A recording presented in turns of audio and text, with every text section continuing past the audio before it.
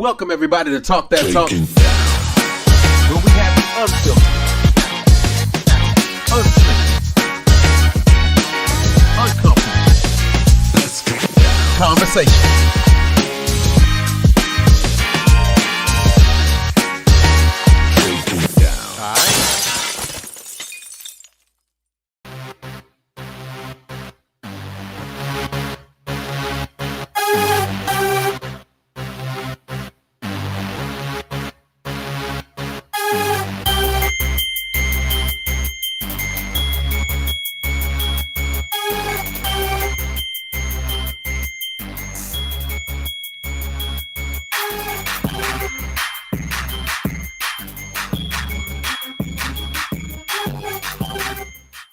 All right. Welcome everybody to Talk That Talk. We have the unfiltered, unscripted, uncomfortable conversation about band, HBCU band culture, music education, and more. I am alone right now, and that's not normal, but it's all good. Quan will be joining us later, and also Portia will be joining us later. They have some things they have to take care of. I'm gonna be very honest with you guys. I actually have no updates this week. So with that being said, I'm just gonna move on into what we have this week. So we have the summer months coming up, actually. Yeah, most people are about to go on summer break. And so because of that, this is multiple seasons. We have the mass band season. For some reason, my phone is going off right now. Let me turn that off. But we have the mass band season, and then we also have the DCI season, which is actually happening during the summer months. And so because of that, thanks to a conversation that me and Quan had, I felt and we felt it would be a great idea to bring both of the worlds together and just have a discussion. Now, let me put a disclaimer out there really quickly. Very quick disclaimer. This is not, under any circumstance, a bashing session. That's not what this is about. This is not about trying to make people feel bad. This is not about trying to ask unnecessary questions. Nothing like that. We are here to have conversations, and just to have conversations, bring up some things that we probably didn't know about, and then see if we can come to some type of conclusion, I guess. I don't know, whatever the conclusion may be. So with that being said, I want to go ahead and introduce all of the people who will be on the panel tonight. This is going to be a super big panel. It's going to be pretty full in here. First thing I want to ask is, if you are backstage and you're using a cell phone, could you please turn it to the landscape and not the portrait? I just kind of want to make sure that we all can fit in here the right way. All right.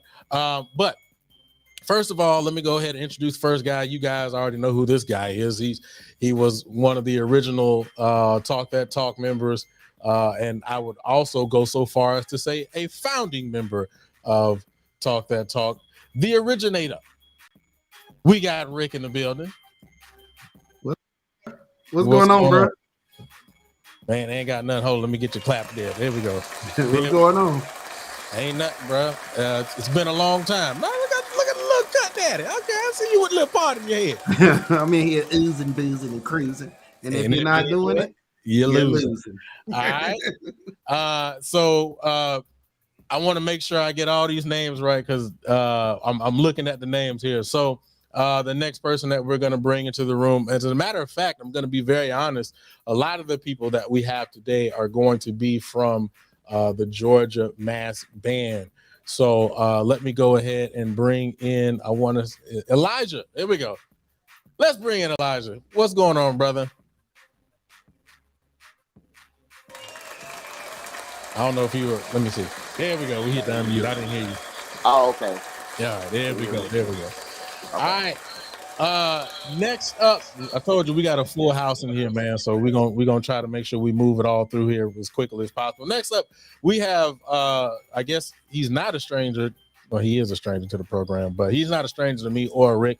Let's bring him in. Let's bring in young brother Travis. Getting his life together. What's going on, future doctor? What's going on? Happy to be here. Yeah, I'm glad to have you, man. I had to hit up Rick, man. I was like, no, did his number change? And he was like, no, his number ain't changed. And he was like, yeah, his number changed. So yeah, I got to get you my new number. That was my old number back at PV. So I got you. I got Got you. you. I know you don't need the chicks following you. I got you. All right, let's see. Let's bring some more people in. I want to make sure I read these names right. We got Matthew. How's it going? How's it going? Trying to get these claps in all at the same time. We got Marcus. What's going on? What's going on, y'all? And then we got Antonio. Let me get my clap going. There we go. Yeah. We got to make sure we show love to everybody.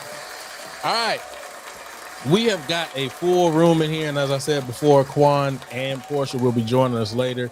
Once again, this is really, really just going to be, to me, in my opinion, a very, very great, good conversation.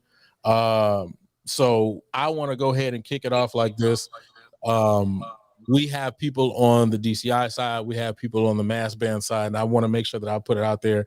The people here from Georgia Mass Band is representing the mass band side, but they're also representing Georgia Mass Band as well. However, if someone in the comment section or if anybody who's watching right now feels that they feel differently to one of the comments that is being said, I'm going to make sure that I pin the link to the chat. So that way, if you want to come in and add a different perspective, I will allow you to do so.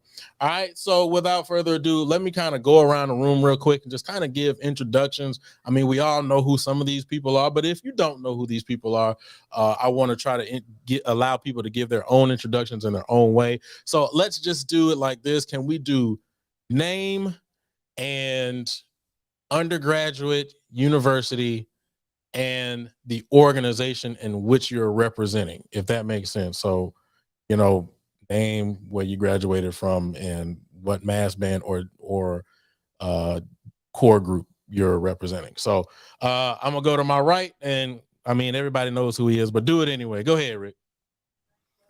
What's up, y'all? Good to be back. My name's Rick.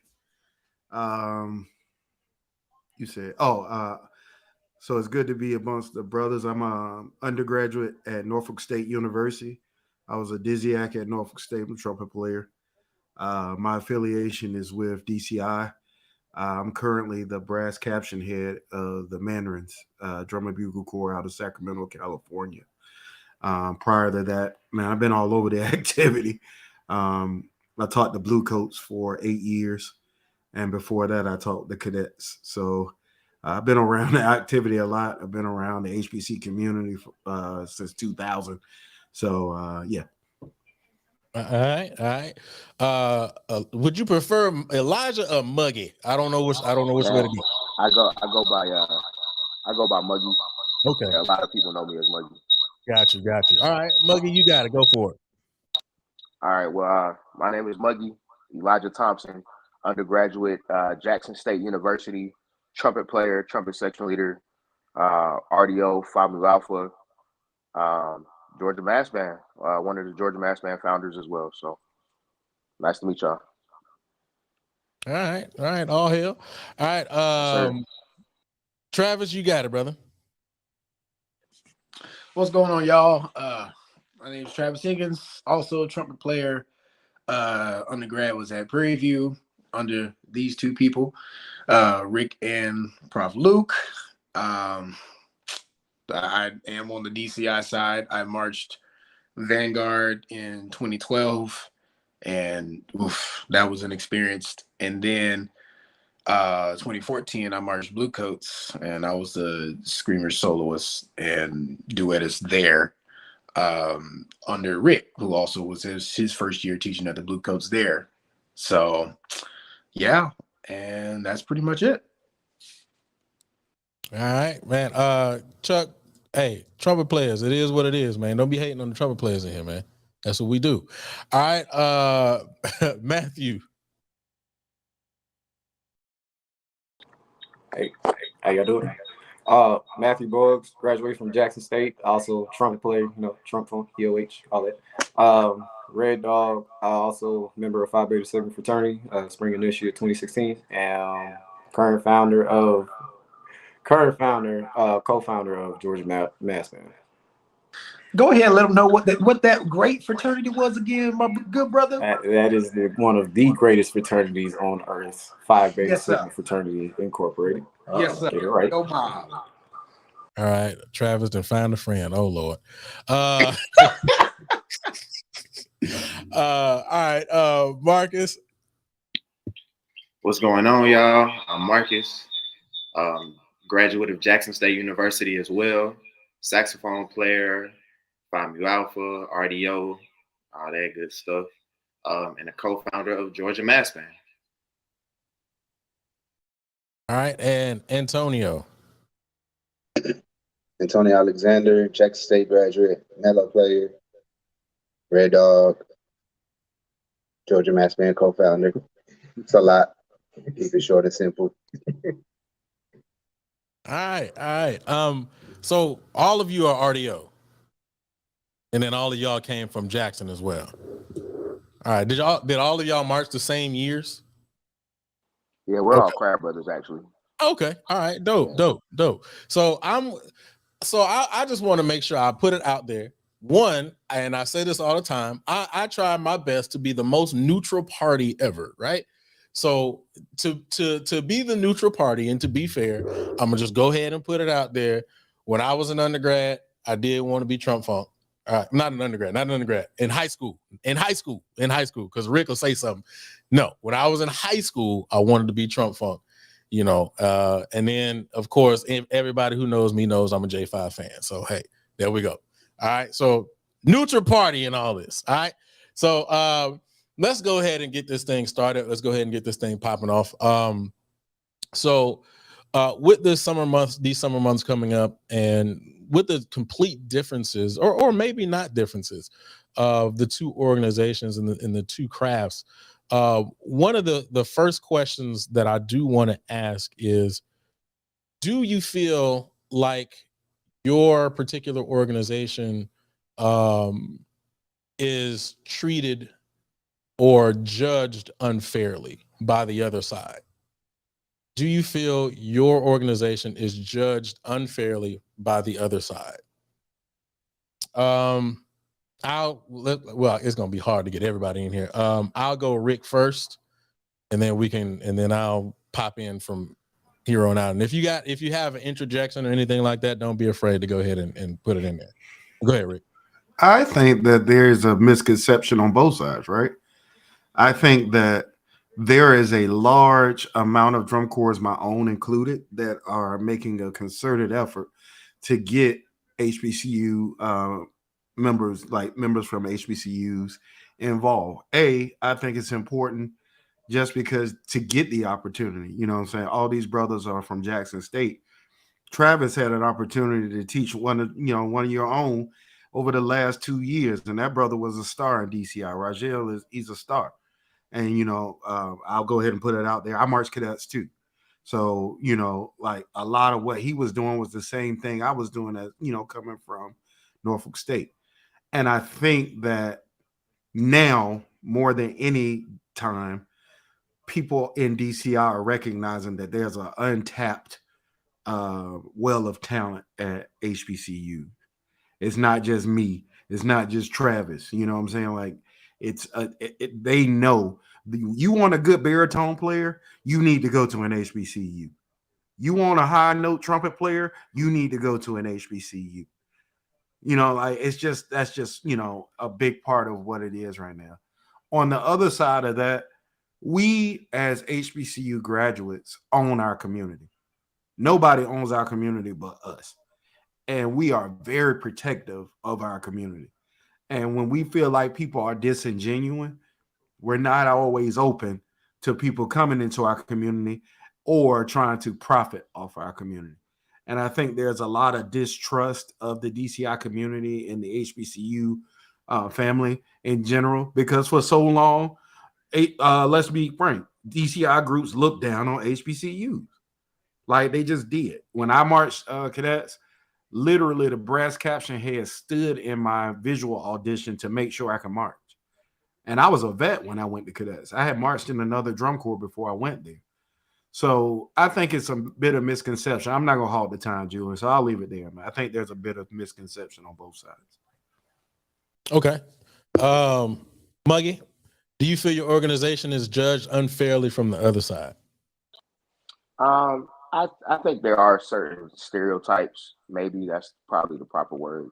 And what we're doing here with the mass band, a lot of times we hear, "Oh, they don't have any dynamics. They only play loud. Oh, it sounds bad. There's no intonation." And that may be true for certain groups, but I think there's some people on the lower end in every aspect of anything. Um, but we just try to debunk that through our hard work and kind of through our product. And hopefully we've shown that and shown the elevation to what mass band could be over the years. All right. I'm gonna go Travis and then Matthew, and then I'm gonna ask another question after that, and then we'll get Marcus and Antonio in there. All right, Travis, go ahead. I think when you go and have the experience on both sides of the track, you really get to see the amount of truth that what Rick just said, because it is true. Both sides really do get misjudged and underappreciated. But it takes you being on, or it might not just take you, but just to acknowledge how much misinformation goes on from each side. It is something that people overlook. Like when I was at PV, people didn't think that DCI was for us or for people like us. Same thing as when you got into the DCI field, like people didn't even know what an HBCU even was. It's at the same time, like it's that same like that two side of the coin thing that you don't know where the side is until you actually flip it. So that's my perspective on it. All right, and Matthew.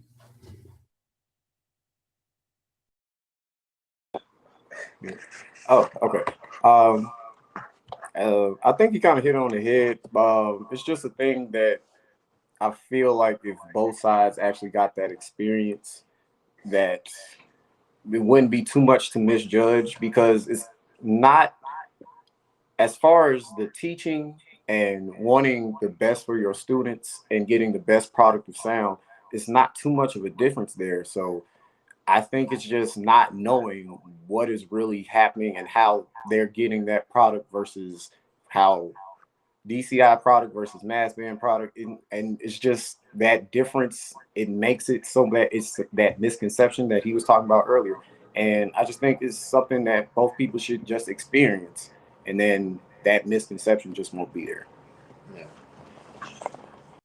So I'm gonna say this, and I've said it multiple times when I was on the since we've been on the show and we've had these conversations. I just knew that when I was in high school, and that's kind of where the all-star band mass band thing kind of, I remember kind of starting when I was in high school. I remember my high school band directors at the time saying, he didn't want us to participate in that because he didn't want us to take our allegiance away from the program that we were in to give it to someone else. And one of the things that you said was, people having the opportunity to participate in those things. Me being an older person, that just wasn't something that I was able to do, at the time. And so I guess my question would be, and this is just a question coming off of our last question. This isn't, the official question, but the open-ended question would be, do you feel like some of the flack that you get from the mass band side or on the mass band side comes from the older generation because they didn't have that opportunity to be able to participate? Or do you think it's just something, that's just kind of, been happening randomly? Go ahead, Marcus. Can you hear me? Yeah, we got you. All right. So I think there is somewhat of a, not necessarily resistance, but a lot of the older band directors see something new, and it may be different than what they are teaching their students, through their perspective. Really, it goes back to what Bugs was saying about actually experiencing what we do. Because the band directors that have come to some of our practices, they'll leave and be like, oh, wow, okay, these guys are really teaching in me. It's not just, sound. But I feel like that misconception, even with the older generation, comes from them not knowing. There, a lot of times as band directors, we can get stuck in the formula that works for us. And anytime something takes another route to achieve the same goal, it looks foreign. It could look off. It could look like, I don't like what they're doing, so I don't want to send my kids there. When really, we send a lot of kids back to their program a lot better than they were when they walked through the door. You see, but it's just that gaining that experience, actually coming out to see what we're doing, that would fix the resistance from the older generation as well. And you said something very interesting. You said that you send a lot of kids back a lot better than they were. Would everybody agree that that is something that happens in all of your programs? When they come in one way, and then when they leave completely different. Absolutely. Okay. All right. And we didn't talk about this, and I kind of do want to go back, and I'm gonna go to Antonio. Could you give me, and all of you guys are co-founders, so this would kind of be easy for you. Could you give me a brief history, if you can, of not only just the Georgia Mass Band, but the history of Mass Band as you understand it?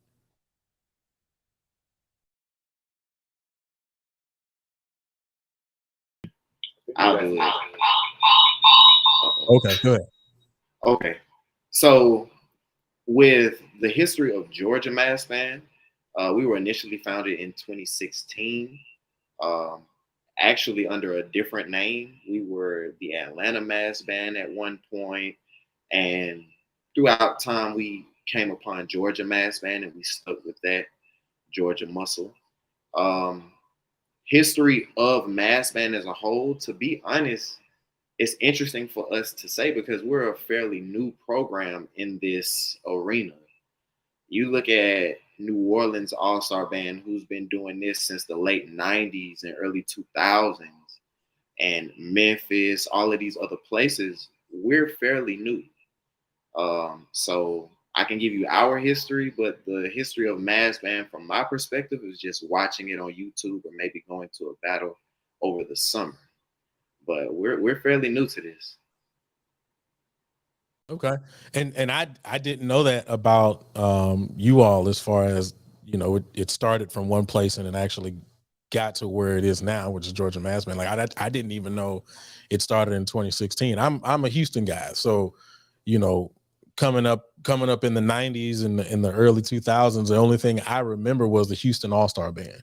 Because Hum didn't really come around until a little bit later. So that's just kind of the process of the Mass Band, All-Star Band culture that I remember.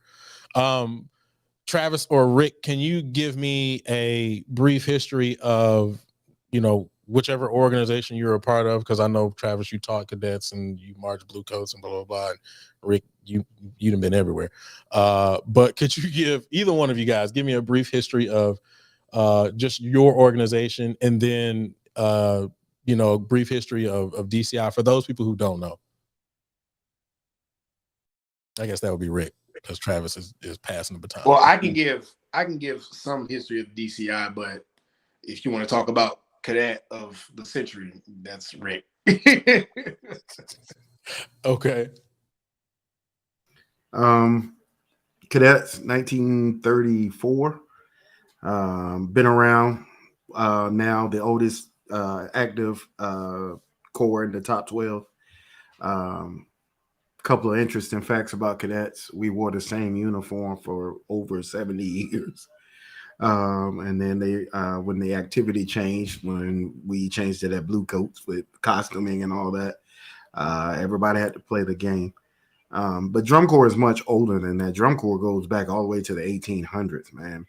And if you want to talk about community bands, even more so before that. So But as we know, at DCI, 1972 was founded, and it was basically I say this a lot, y'all, because DCI has changed a lot, and I'm sure we will talk about that in this conversation.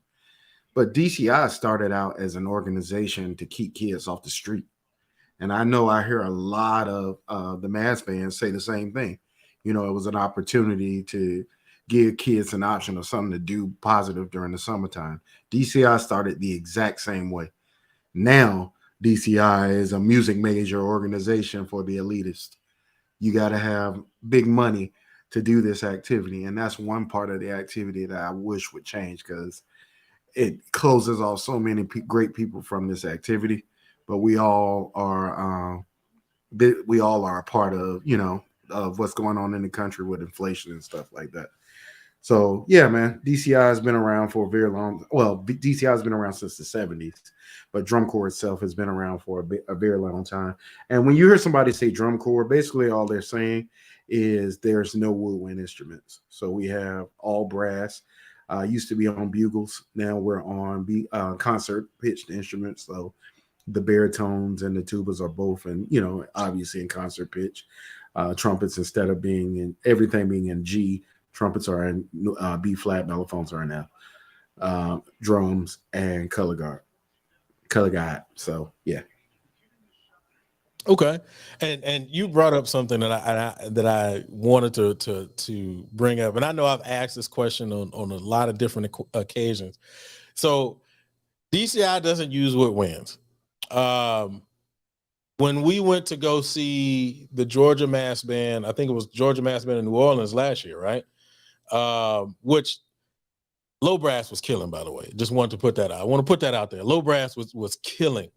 But why do y'all use woodwinds? I just wonder that, because just in most cases, and this is no shot or slight to any woodwind player, but in most cases we just don't really hear them. I mean, I didn't hear them at all at that battle. Why keep the woodwind sound? Just out of curiosity. Either one of y'all can answer that. All right. Can you hear me? Yeah, we got you. Okay, cool. So I play euphonium when I'm not on the box at Georgia Mass Band, but I am a saxophone player. So that is my primary instrument. And with woodwinds, a lot of the times the reason you may not hear them, just take a look at the instrumentation. We'll have 40 bones, 50 trumpets, and like 7 piccolos, 8 clarinets. That's something that we as an organization are working on to build the numbers, the students that want to participate on those instruments. Mm-hmm. Therefore, we will start to hear them more and more. Like, for example, listen to Jackson State now. If you listen to Jackson State this past year, you hear clarinets cutting through that entire band. Piccolo, saxophone too, but I'm going to specifically highlight clarinets. This past summer, we had about 13 clarinets fighting against 40 trumpets. It's just not going to happen with that instrumentation, but that is something that we're actively working on as an organization. Okay. Yeah, I mean, I definitely understand that from an instrumentation standpoint. I was just curious, but I'm glad to know that that's something that you guys are working on, man. That's good to hear. And speaking of which, I can't remember which one of you all had straight ones in festival this year. Yeah, that's me. Shout out to McDonough Middle School concert ensemble. They did receive all ones in both ensemble and sight reading. So shout out to those kids. They did an awesome job. So yeah. I try to do my due diligence when I'm bringing guests on, and I saw that, and I wanted to make sure that we highlighted that before we kept going. And then Quan, what's up, man? How's it going? You finished eating your burger, man, or your French's chicken? A little upset that you ain't, slide over a 3-piece. First of all, that was during lunch, so no. Man, I'm just ripping and running, bro. Like, for those that don't know, we did receive all of the funds to attend the national 4th of July parade in DC. So that was a blessing. from Hope City Church here in Houston. So now it's like logistics. So this is the first time where I have students that have never flown before. So they're about to fly and have that experience.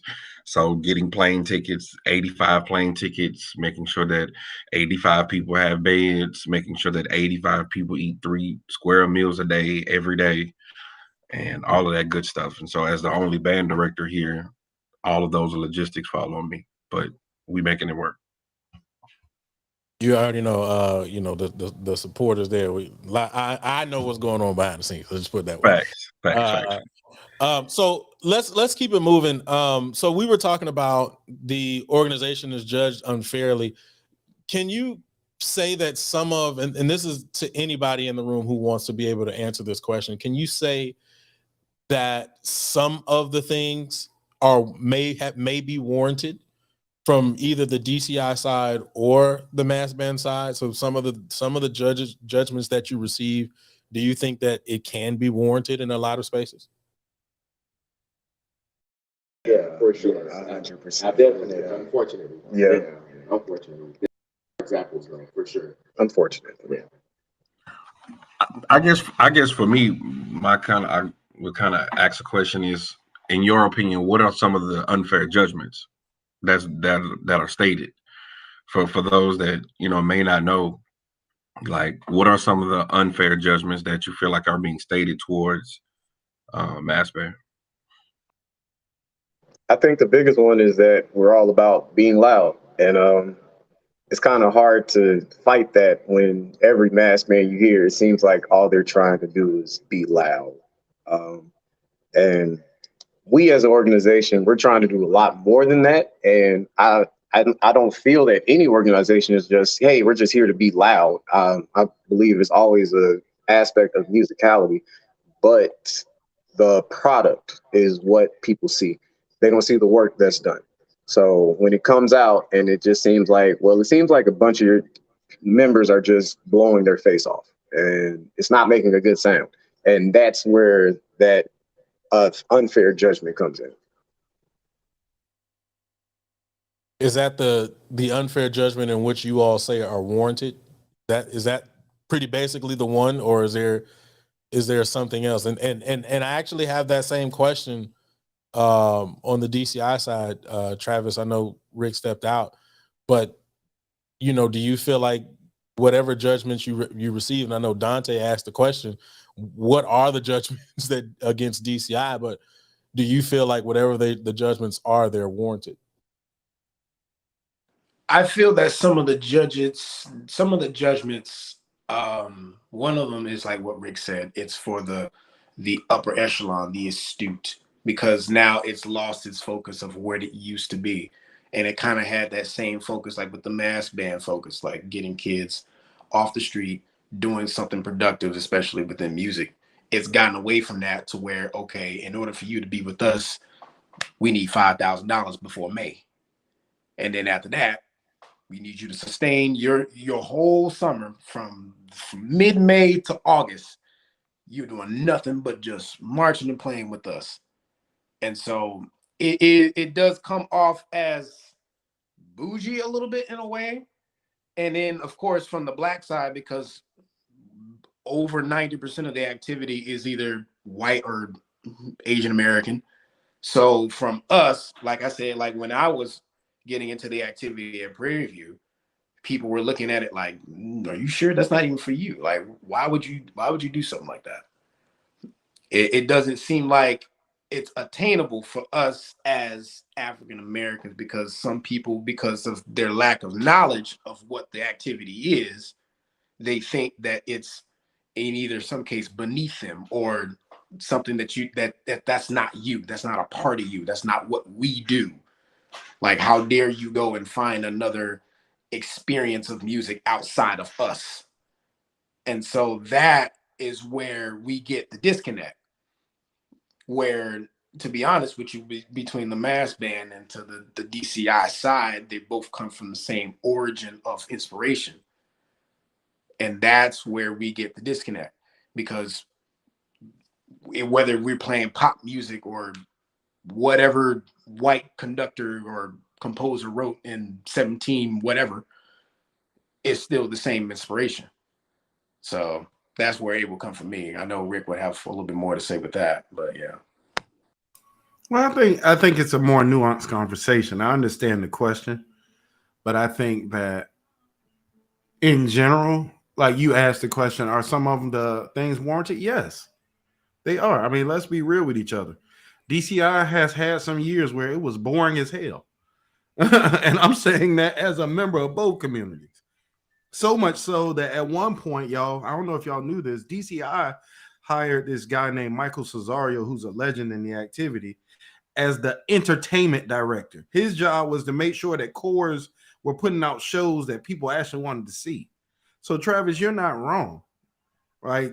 Yes, that like I taught drum corps and then I took a break because of that same reason, and there were some other things. But yes, you know, but I mean, there's misconceptions. Life is about misconceptions, right? Like people in our community, the HBCU community, don't think that DCI is loud.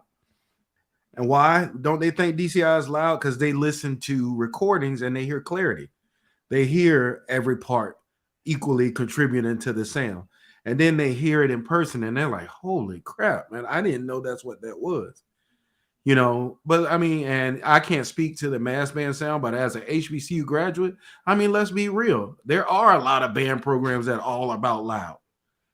You know, on this show, I came on this show a few months ago and I said Jackson State was my band of the year. The reason why I said that was because Jackson State was one of the bands that could play in any style. They had a interesting book. I thought Texas Southern had a great book, but sound, I thought Jackson Southern had a total package. I mean, and I'm a member of the Legion. We always good, but the Legion don't always have a great book. You know what I'm saying? So I think it's okay to have opinions about stuff, but when those opinions become malice towards something, I think that's when you know that energy is not in the right direction. These people aren't wrong. There are a number of mass bands that I think we all can agree don't play with what we consider characteristic sound. You know, there are a lot of, and here's the thing, and I'm gonna be controversial, y'all know it's me. There are a lot of core style bands, DCI bands. There are bands. There are a lot of bands in general that play with that same type of sound. To assume that something is bad because it's black, come on. Like we still black men in this activity. You know what I'm saying? But bad is bad and good is good. And if you can listen to something and you can find something that you like in it that we could consider characteristic, cool. I mean, hell, some people just like that sound, man. Somebody want to hear that, get that energy. You know what I'm saying? So to answer your question, Julian, man, like I think it's a more nuanced conversation because, you know, there's so many facets to what is considered a misconception or, like you said, something that we all agree are things. If you love something, you should want to make it better. So I'll leave it there.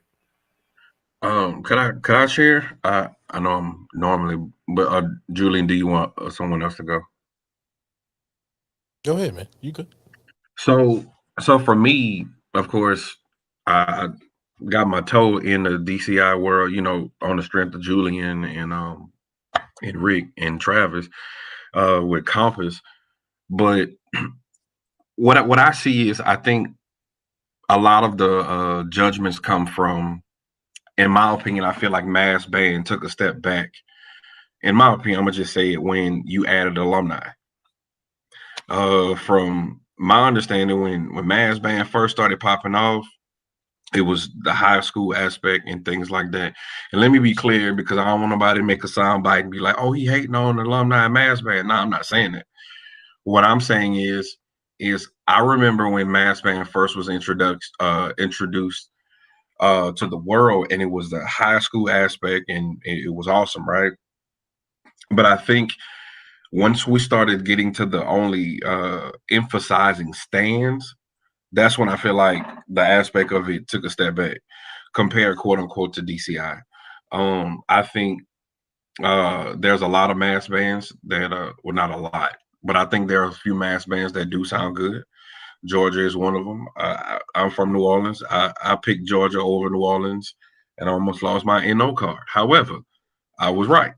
Uh, at the end of the day, though, I truly believe that if we're going to advance the craft, we need to look at the totality of everything, and to say, okay, I know we're playing in the stands, but how can we further advance these specific things?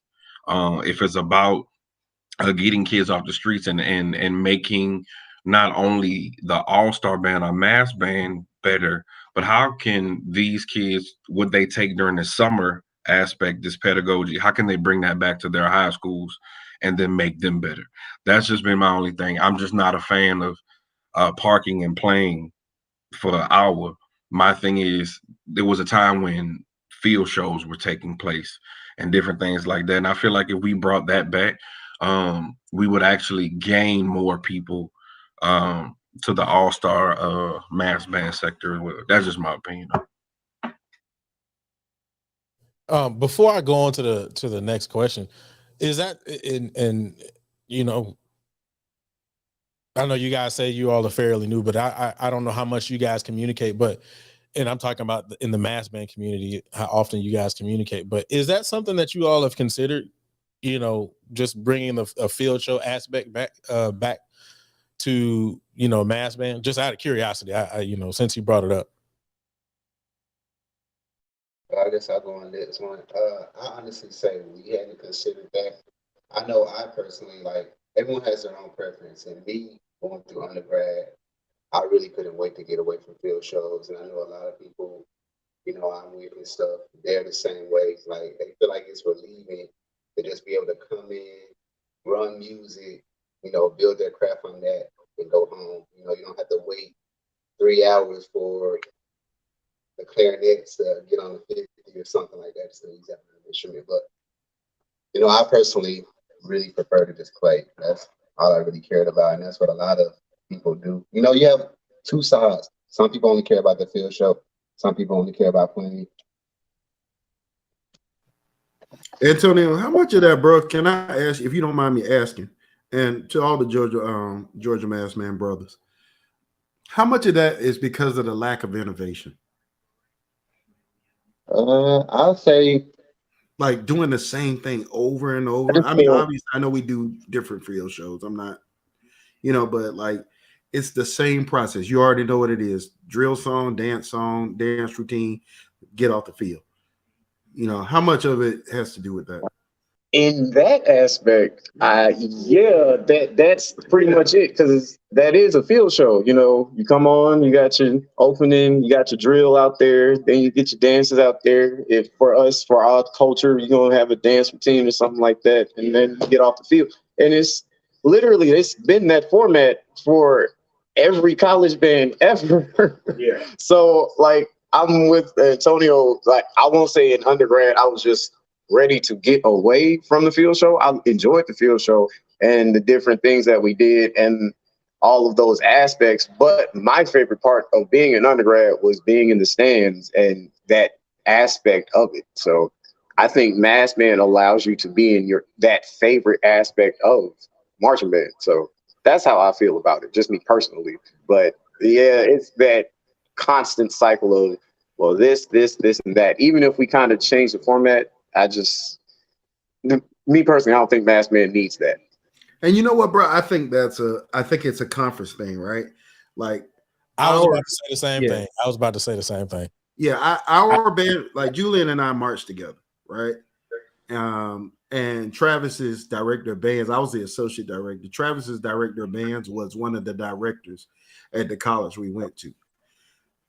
We rarely, I ain't gonna say never, we rarely had stand music rehearsal.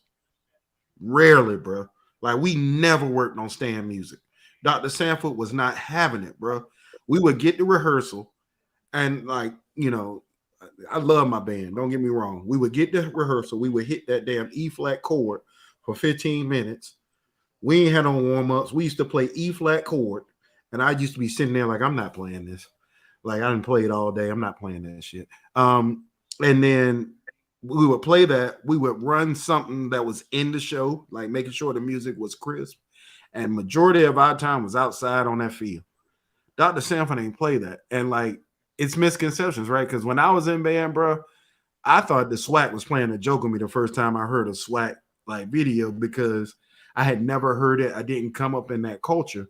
So to hear them drums back there hitting them drums like that, bro, not hearing any tonal bass drums, like I'm just sitting there like, what is this? And then I understood it later. So it's interesting, man, because in the MEAC is completely different, bro. And probably still is, to be honest. I can really even take that a step further, see how the parallels are, because if mass band is really just focusing on the stand music, then as DCI, we really only focus on the show, like the field show. Right. Right.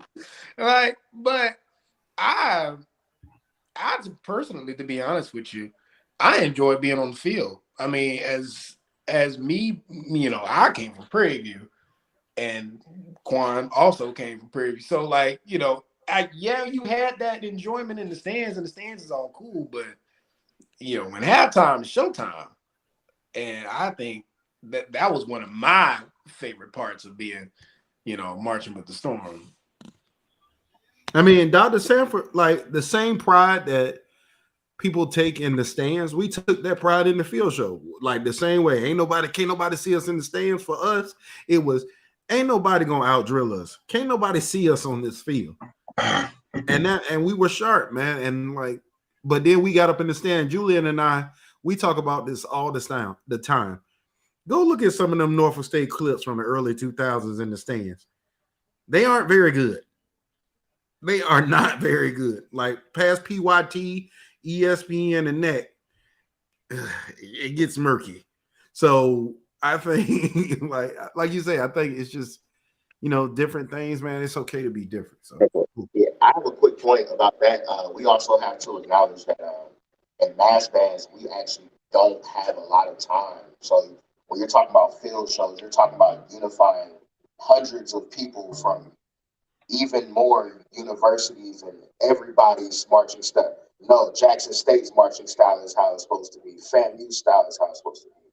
And the kids don't have a clue about anything. And so when you try to mesh all that together with about 2 hours a day, with about 3 weeks total for an entire summer's worth of practice, yeah, it's we kind of got to deal with the cards we're dealt. I feel like if we did have a opportunity to run a program like year round, you might see more of that stuff expanding and opening up. But for right now, we only operate 2-3 weeks during summer.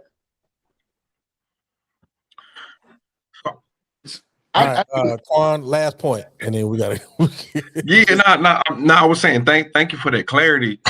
I guess for me, because I know. And it may not be Georgia Mass Man, but I can't say what particular one, but I know it was like a few mass bands that was kind of like having like a winter day, and then like they would pop up and do little sprinkles here and there. The reason why I say that is because, just my opinion again,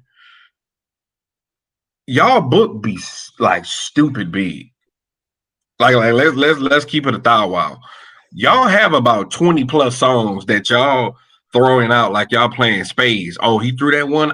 Big joker. Like y'all like that. Y'all. So my thing is to say, because I know that Georgia Mass Band has adequate musicians and teachers and so forth and so on. And just outside looking in, I feel like you do have enough time if you planned it out. And the reason why I said it, because if you look at the same team that Georgia Mass Band will have, the same concept, honestly, how I would want to build my college and my team would be similar to DCI. You need to have that visual person. You need to have that person that's the creative person, the person doing drills, the person that's over music, and then you have your techs and whatnot. That's ideally what you want. I think some of these all-star bands, think about it. When you see them on the sideline, it's about 10, 15 people on the side. If you put all them brains together, you can make a field show and then slowly but surely start chipping it away. That's just me. Because if you're looking at it from the standpoint of view, I've seen battles go about 20, 25 songs. easy. So if it's 25, 30 songs, you telling me you can't knock down a 7-minute field show? I'm just saying. I'm playing devil's advocate today.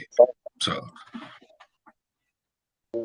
I think that would go back to, I think that was what Rick was talking about with his rehearsals, how they E flat chord, ran a few songs, ran outside, and they focused on the field show. So, I mean, I get what you're saying, that if we focused on that, that would be something we could do. But also, piggybacking off of Muggy said, music is one thing versus marching.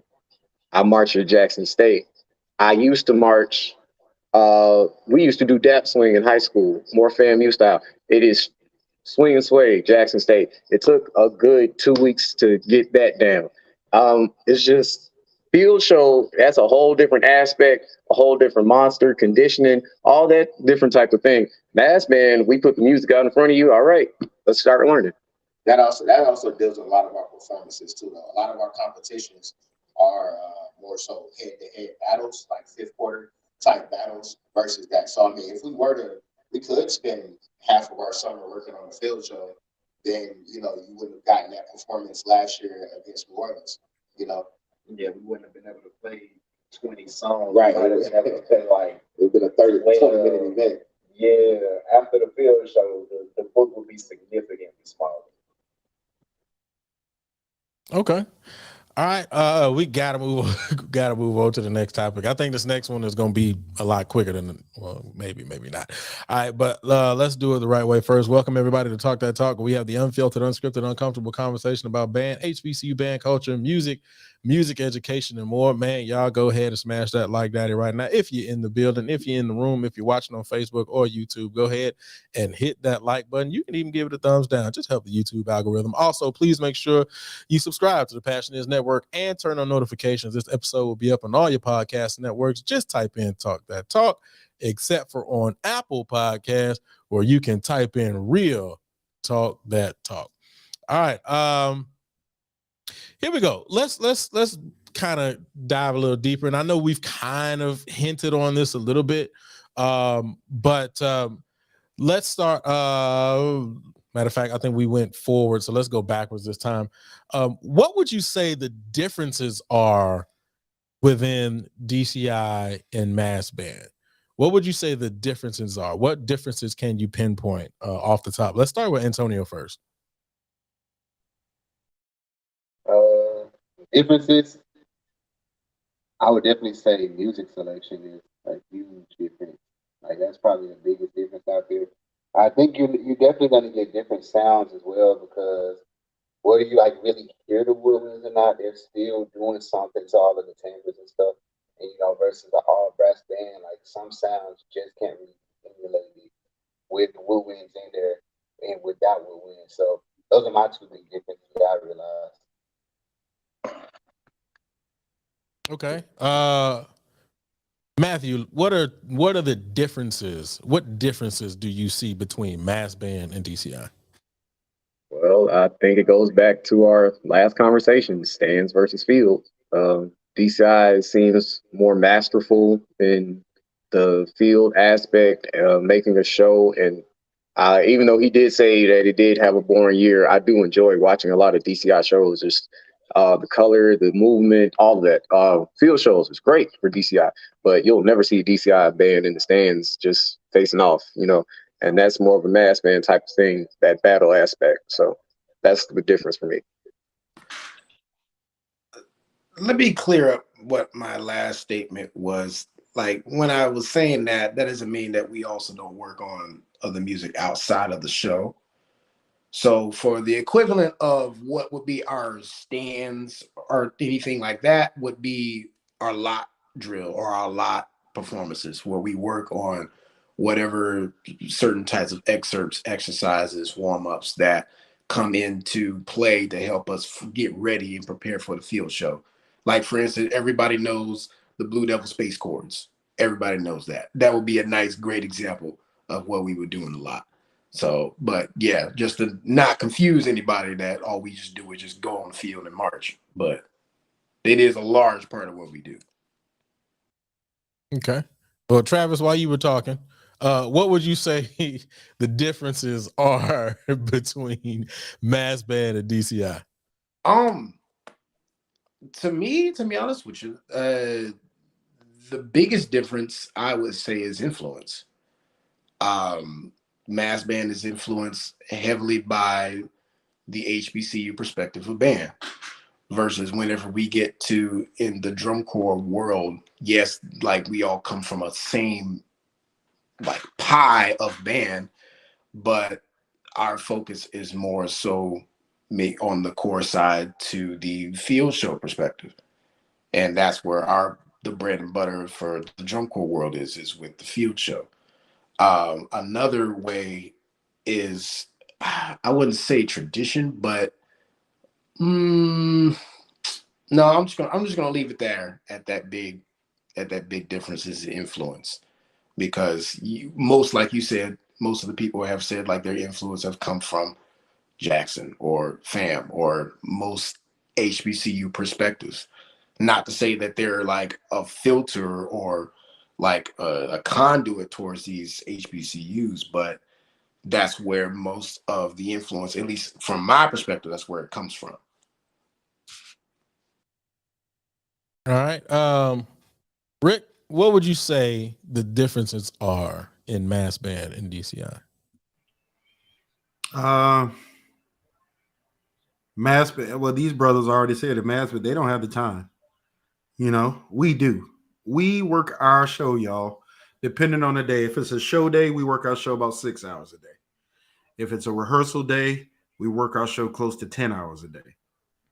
And I'm not exaggerating. Like literally, we have 3 and 4 hour blocks of time on rehearsal days to perfect one show for 3.5 months. That's the reason why DCI sounds the way it sounds. Obviously, you have some of the best educators in the world, in my opinion, teaching in DCI, but it's the time that we get to do what we do, not to mention the fact that we meet once a month, every month in the winter, except for one. We didn't meet in March. Another misconception that is a difference from what people actually think.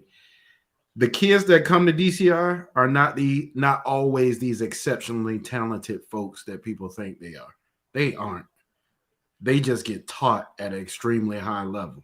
Now, if you're talking about the Blue Devils, those kids are legit. Like they're they take the best of the best. Those top 3 or 4 cores get great members, but they still have people that they got to teach up to get where they need them to be. Other differences. I think the song selection thing is changing.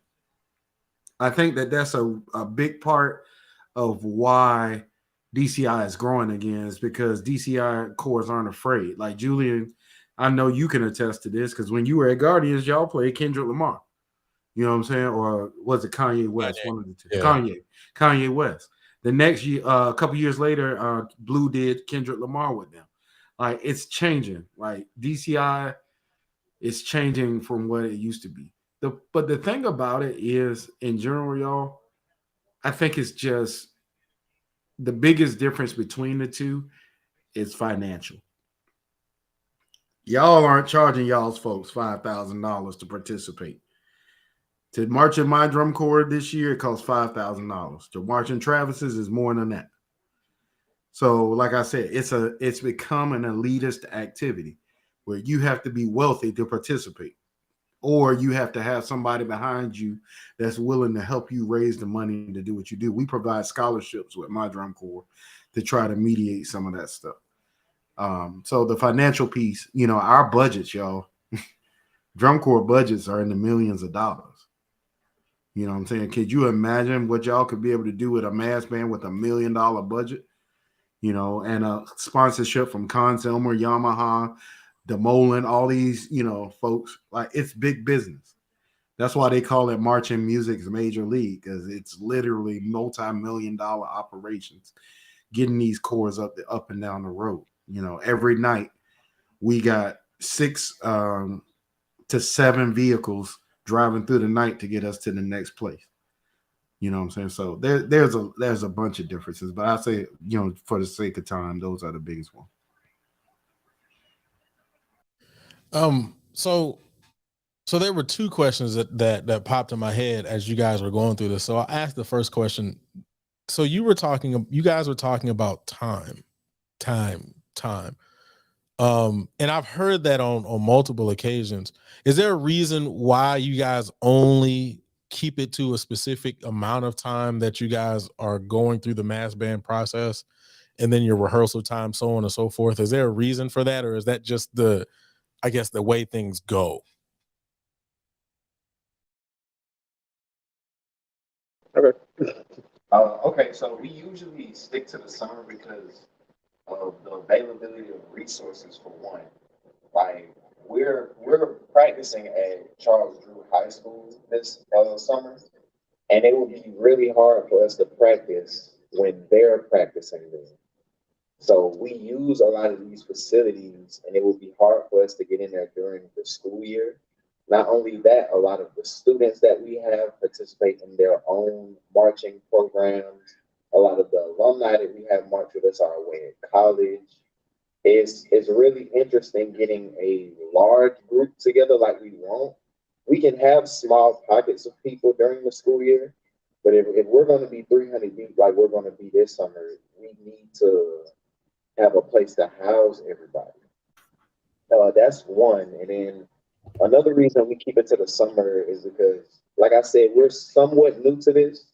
And the main focus for us is having competition that we can play against during the summer because we don't want to just have people pay to just play together and not see anybody. So we kind of fell into the season that all of the other mass bands before us set, So it's one of those things that we kind of just jumped in and we going with the flow. Got it. Um, and I guess that makes sense from you all's perspective because it's more or less this is what it was. We sliding in here and we just following protocol. So that makes sense. My second question was on the DCI side, because Ricky brought this up when you talked about the financial aspect, which is absolutely true. But just going back to what you were talking about as far as the history is concerned, was there, and I guess I know the answer to this question, but I want you to kind of talk about it and get it out in the open. Was there a time where DCI kind of moved similar to mass band in the financial aspect, where it was just a come as you are, if you paying money, give me $20 or $30. I don't know how much your mass band dues are or mass band fees, but and let's just create music. Was there a time in DCI when it was like that? And when do you feel like that shift happened? And this is either Rick or Travis. Financially, DCI has always had a cost. The price of DCI is dictated by the price of gas, the price of food, the price of everything that's happening in America. That's the reason why DCI is getting more and more expensive, because gas is more expensive than it's ever been. Food right now is even more expensive than it's ever been. When I marched DCI, it was $1,600, and that was my first year of DCI was $1,250, and that was 1999. When I marched cadets in 2001, it was $1,600 because we went to California. They flew us across the country, so it went up $100. You know what I'm saying? Like, the world has changed from what it used to be, and it's the same thing with everything else. When I pledged Omega, it was $700. Now these people are playing $2,000 and $3,000. It's like crazy. You know what I'm saying? So I think at the end of the day, Quan, you a hater, don't care, Rick, about Omega. No, I'm playing. You're a hater, by the way. But I think that DCI has always been dictated by the price of what's going on in America. But the other part of that too is DCI as an activity has changed so much, man. Even from the standpoint of the way it looks. Right? Because if you look at DCI in the 70s and you look at Jackson State, Southern, any of these HBCUs in the 70s, you would be hard pressed to find a difference. And I'm being so serious, y'all. They were playing In the Stone, they playing Chuck Mangione, they playing all this this popular music of the time. They were doing drill where both sides of the field mirrored each other. The same thing we were doing at HBCUs, these drum corps were doing back then.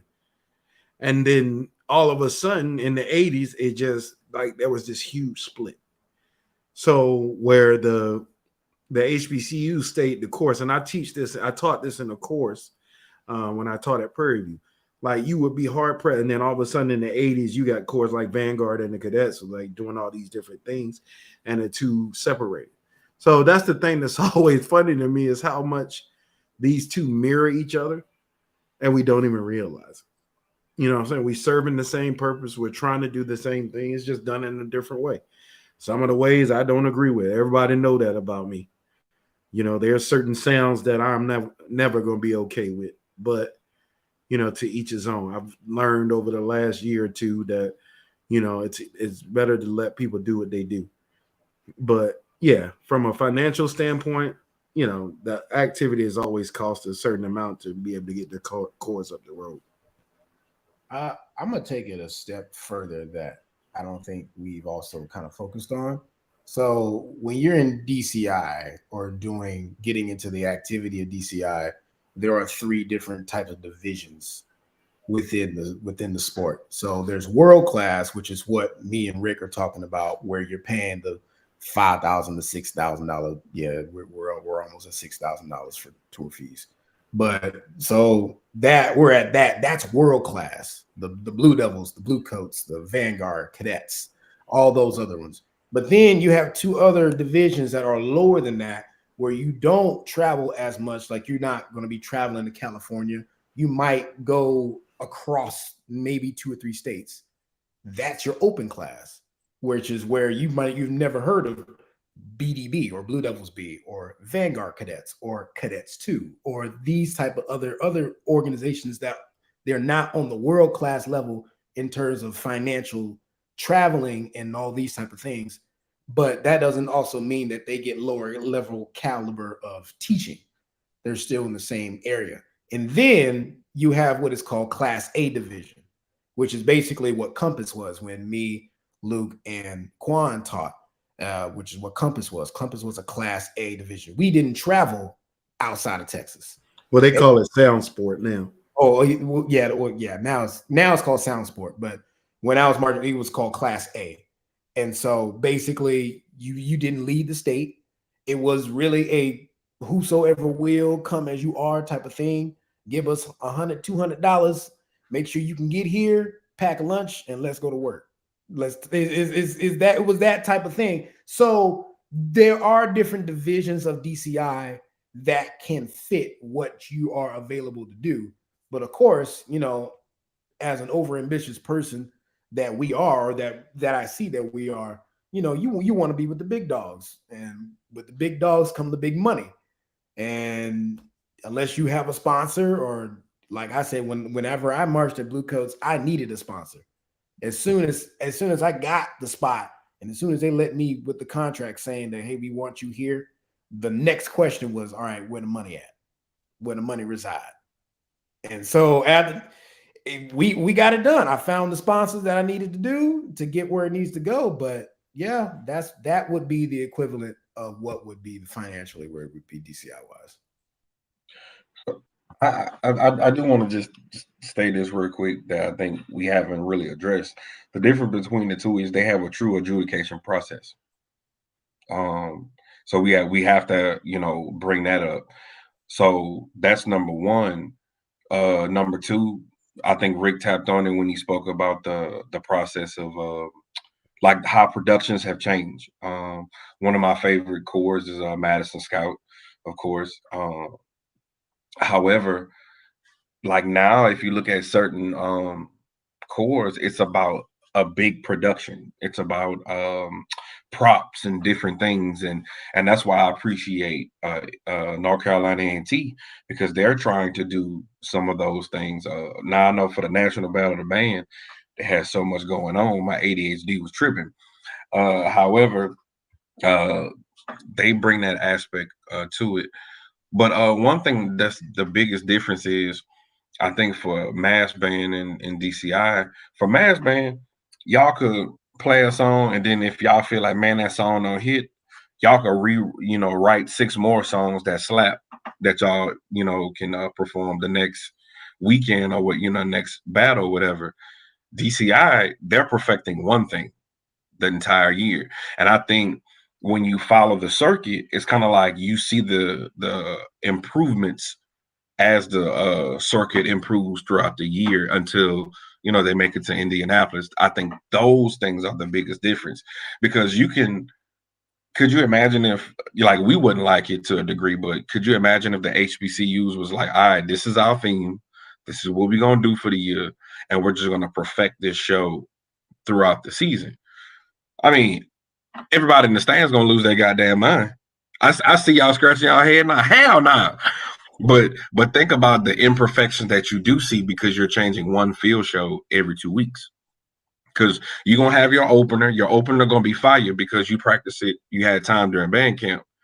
But then 2 weeks later, if you got a classic, like when I was at PV, you had Labor Day Classic, was a good show, and about 2 weeks later, you possibly had Cotton Bowl. You got to have a different show for Dallas. You're gonna run that show again. Then you got another show for Homecoming. You got to run that different. And then if you go into the SWAC Championship or some further, playoff game, then you have another field show. So you're trying to perfect 2 to 3, maybe 4 shows in the year. And let's not talk about Honda. So what you could somewhat perfect, you really can't, because you're teaching on the fly. And I think that's the difference between the two as well. But Quan, you bring up something bigger, I think, man, and that's monetization. Like this is an issue I have with a lot of these videos and stuff. And I'm not taking these brothers, I want these brothers to be successful. But there has to be a plan put in place to where mass bands, HBCUs, all these groups can monetize our art. We can't keep giving it away for free. And that's a way to get to where these drum corps and all these other organizations are, man. Like DCI didn't start off as this multi-million-dollar organization. They built it. And we can do that. Like I would hope, brothers, I'm just this is a big sticking point with me. Like, and hopefully this is something you Georgia brothers can do, man. Like, monetize it. Get people, like, find a way to make money from all this stuff you do, but also protect yourself. Because I said it on the show and it pissed people off before, but I'm gonna say it again. Trey Sana is real. These people are coming. They sued a middle school for playing music without having the rights to it. So you got to understand, yeah, it's easy for us to do it now. And maybe that's one of the reasons why people don't want to monetize it, is because these companies can come after you for playing all this music. But you just, we got to find a way to stop giving our art away as Black people for free, man. All right. That was a good one. I see I got Brother Kelton. He's in the green room. He's holding on. Quan and then called him in. If he pops in, because he's still on black screen right now, but if he pops in, we'll bring him in. All right, let's get to the next topic, man. So welcome everybody to Talk That Talk. We have the unfiltered, unscripted, uncomfortable conversation about band, HBCU band culture, music education, and more. Man, go ahead and tap that like daddy, smash that like daddy, do whatever it is. Just go ahead and hit it. Also, please make sure you subscribe to the Passionate Network and turn on notifications. This episode will be up on all your podcasts and networks. Just type in Talk That Talk, except for on Apple Podcasts, where you can type in real Talk That Talk. All right, Kelton's in the car. He must be going home from work or something. Get the chicken box. What I'm gonna do is I'm gonna bring him in, and then I'm gonna hit this next topic. So this next topic is on the opposite side of what we just discussed, which is, what would you say the similarities are in DCI and mass band? What would you say the similarities are in DCI and mass band? Marcus, you got it first. You want me? Okay. Of course, the emphasis on summertime band is a similarity between the two ensembles. The competitive nature is the same, even though it's manifested differently. both sides still have a level of competition between the different groups in their arena. And I think those are the two biggest similarities that I see. Okay. Hey, Julian, can I ask to all the Mass Man brothers, have y'all ever seen like a drum corps show in person, or did any of y'all march drum corps? I marched DC. I've marched core style in ninth grade. So I got to see a lot of those competitions, different high schools around that time. Also got was really into Troy University for a very long time. So yeah, I was really interested in that style back in high school. Rick, you're not gonna take over. You're not gonna take over, sir. I was gonna ask that question later on down the line. Thank you.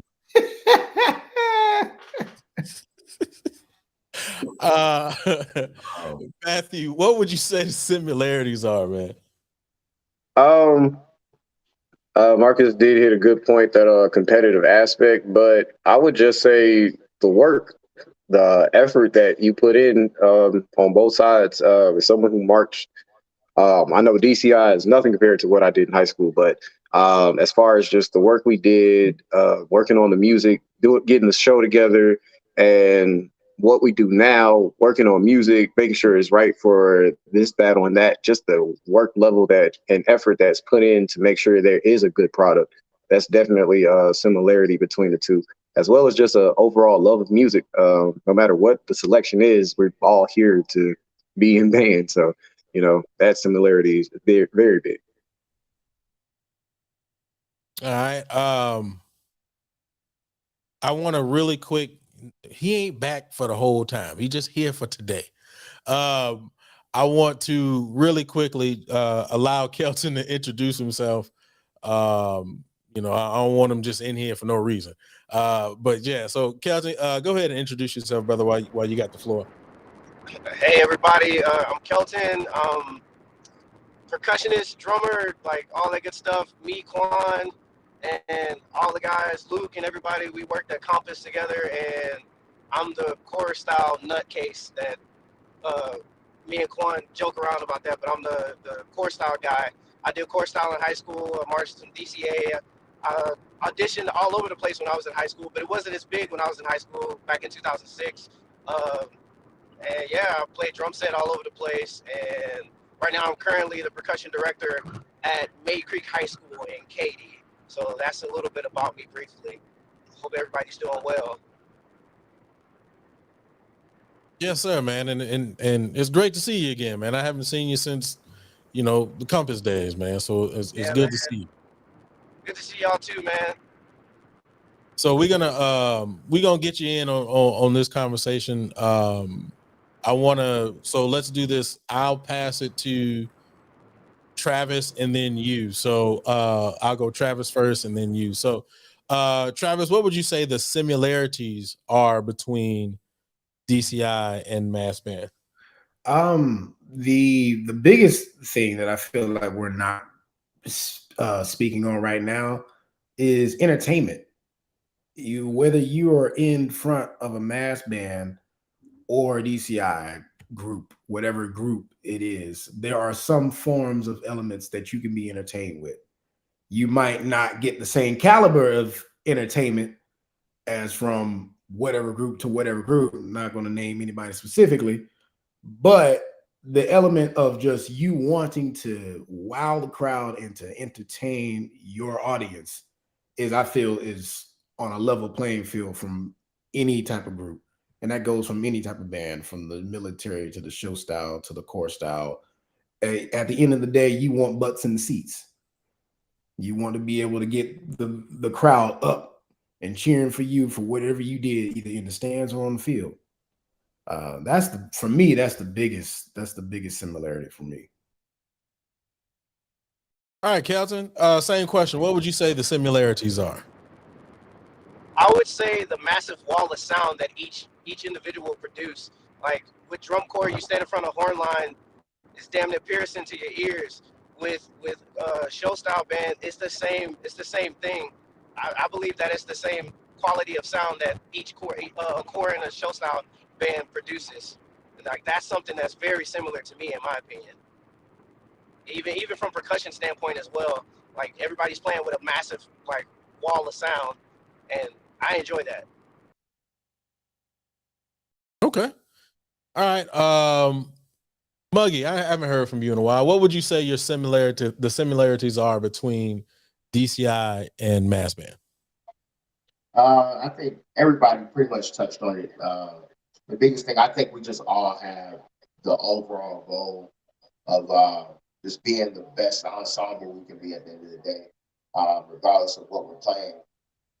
The same way you guys warm up, I'm sure y'all have different warm-up material, but we show up, we warm up, do our long tones, do our lip slurs, go to the music, go to sectionals. I'm sure that sort of thing is probably pretty standard across most ensembles. So I just think overall we probably have a lot of the similar goals, maybe slightly different ways of accomplishing it, but I don't think it's too much different other than probably the specific literature.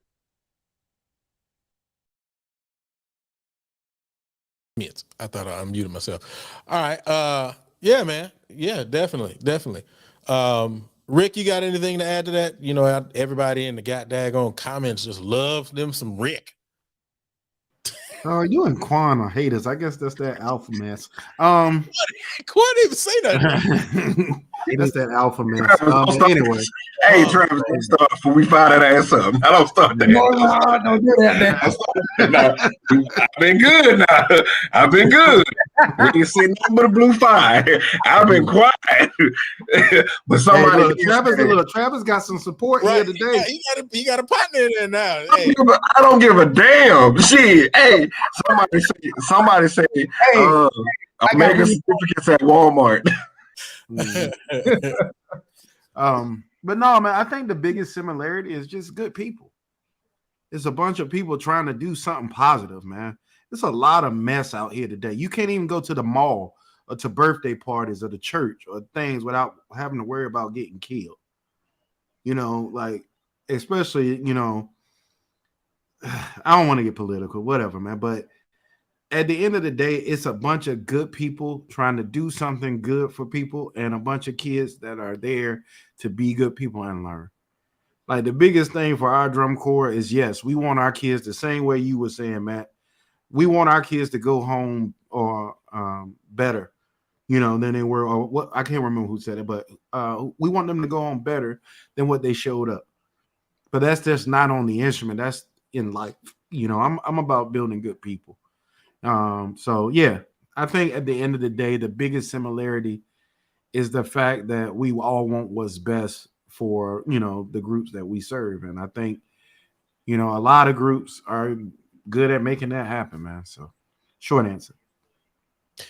I wanted to touch on this, and since we're in this part of the conversation, and Rick brought it back up. One of the things that I did want to talk about, I know she's not here on the show, but I did want to bring this up, is the auxiliary portion of it. I know that we talked about, you know, kids coming in and leaving out better than what they came in. Is that same thing happening? And I'm talking about from both sides, DCI and Mass Band. Is that same thing happening from the auxiliary perspective as it pertains to dancers and color guard? Anybody can go. Anybody can go. We don't have color guard in our particular ensemble, but I know Memphis has color guard, and I believe New Orleans has color guard. Yes. Yeah. Yes. So in those ensembles, I'm sure now with dancers, we do have, you know, sophisticated tools, and they definitely do a lot of teaching on the technical side of dance as well. It's not just show up and learn this 8 count to the music. Like, as the founders, we have our hands in everything, which means we're also at dance tryouts and things like that. Our coach, she wasn't, you know, able to be here tonight, but she has a list of technical moves that you can't do this, you can't even start to try out. You know what I'm saying? They're building actual dancers and not just majorists, you know. So We do a lot of teaching over here. Okay. And yes, we are a 501c3. Oh yeah, somebody asked in the chat. My laptop died. Yes, we are a 501c3 organization. Just to answer that question to the Lauren and whoever asked the question. Okay. Dope. Is adding the color guard piece something that you all have thought about, or is that just kind of something that you're going to stay away from, mainly because from a Jackson State perspective, that's not necessarily what you guys have there, so that's not something that you're looking to incorporate? I mean, we might be open to it in the future. Just not something that's really kind of big on our list at the moment. But that probably is something that the dance team may expand to that in the future. Got it. Okay, cool. All right, man. Hey, I have got one more question on the list. Also, the link is pinned in the chat, so if you want to come in and add your 2 cents, talk that talk with us, you are free to do so. I ain't got to put it up there now. All right, so before we get to the last topic, here we go. Welcome everybody to Talk That Talk. We have the unfiltered, unscripted, uncomfortable conversation about band, HBCU band culture, music education, and more. Go ahead and tap that like that, and titillate it, do whatever you want to do. Just go ahead and hit it. All right. Also, please make sure you subscribe to the Passionist Network and turn on notifications. This episode will be up on all your podcast networks. Just type in Talk That Talk, except for on Apple Podcasts, where you can type in Real Talk That Talk. Last question. And you guys can expound on this as much as you want to. I'm gonna give everybody an opportunity to be able to answer this, because I think this is a really, really good question, and I think that some people may have a different opinion on it. So here it goes. What can we learn from each other, and what can we take and use from one another? What can we learn from each other, and what can we take and use from one another? I'll start with Rick, and we just go around the room.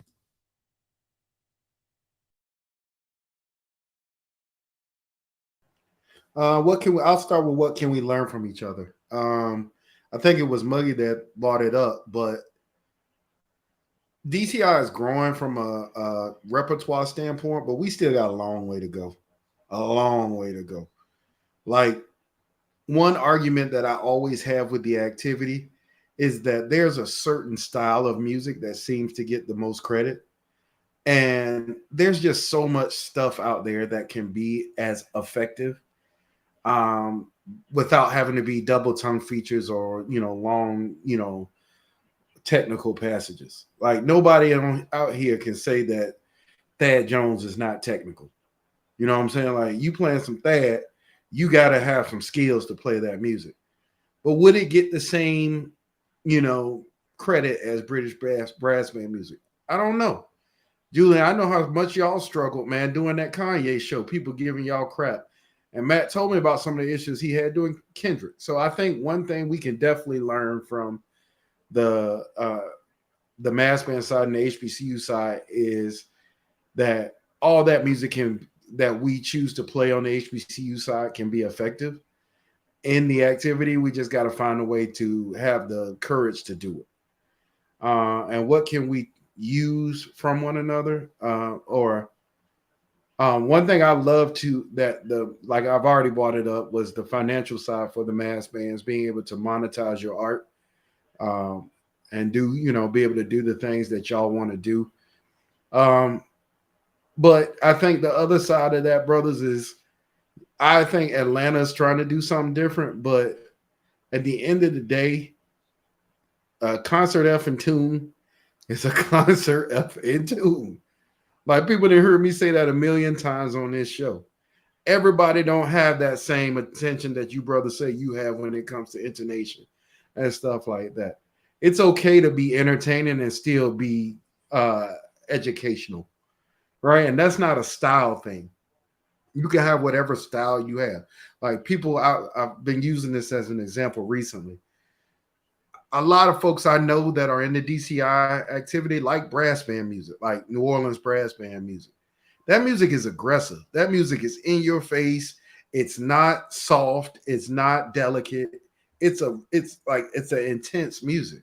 So if we can have an appreciation for that, then we should be able to have an appreciation for the show style stuff outside. But we got to be able, y'all, to play in tune and play with good tone quality.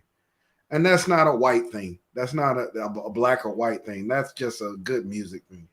So, those are the two things I think, we can borrow from one another, and just how we help each other, man. There is a partnership that can be had between DCI and these HBCU band communities. We all want kids from these schools.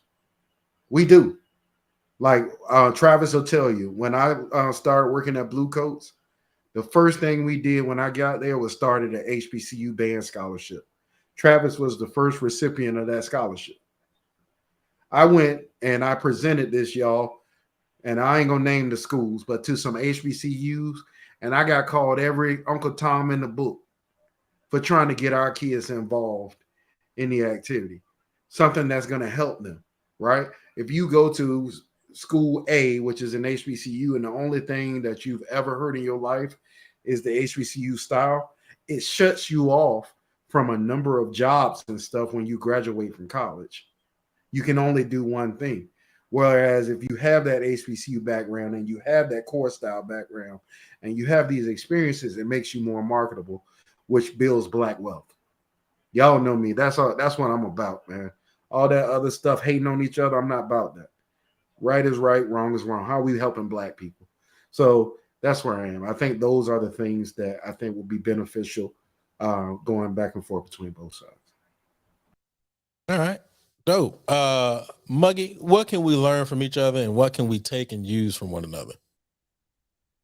I'll say the biggest thing is honestly the financial aspect, and with the financial aspect comes with a certain level of business acumen, a level of knowledge and kind of know-how and how to maneuver in those arenas, talk to those specific people, and knowing who to talk to, and gathering those connections and networks.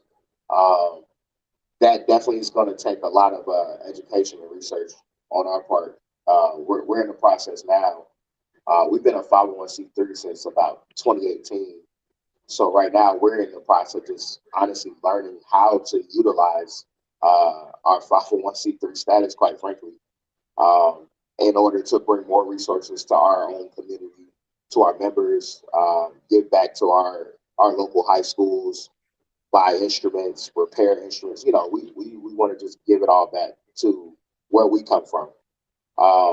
And that's just one thing I've over the years, I've always noticed DCI has always had on lock. Every event, it's banners from about 100 companies that I recognize at every event, and that's definitely something that we're trying to achieve. And we're studying and we're taking notes as well on that tip. Okay. That sounds good, man. Matthew, what can we learn from each other, and what can we take and use from one another? Well, I'll try not to beat a dead horse. I do will agree that monetization is one of the big things, but I'll say that more of a sense of community is something that we could definitely take.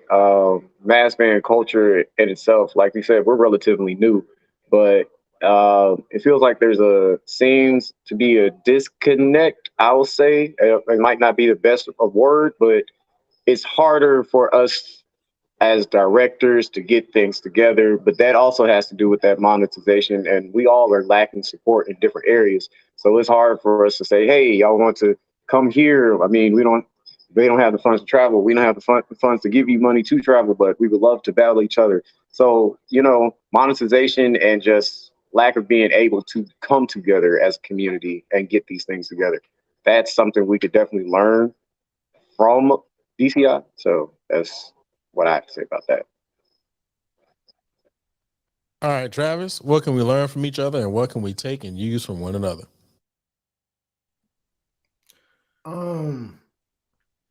I think there's one thing that we have not touched on this whole time, and that I feel like the biggest thing that we can learn from each other is to get across our racial barriers. That's the biggest thing that I feel like we all have to be able to contribute to really broadening our perspective to get outside of our comfortable norms. For instance, like when I told you, like when I first marched at Santa Clara, people didn't even know what an HBCU even was. Never heard of, never couldn't even name a school to save our lives. And so that I feel like is an issue. I feel like is a problem. But that also comes, I mean, we can go down the list to go through that rabbit hole of politics and all that other stuff that goes through with it. But when we start to venture out of our skin colors and our stereotypes to what we believe is within us and with them, that's where I feel like we can really start to grow and expand together.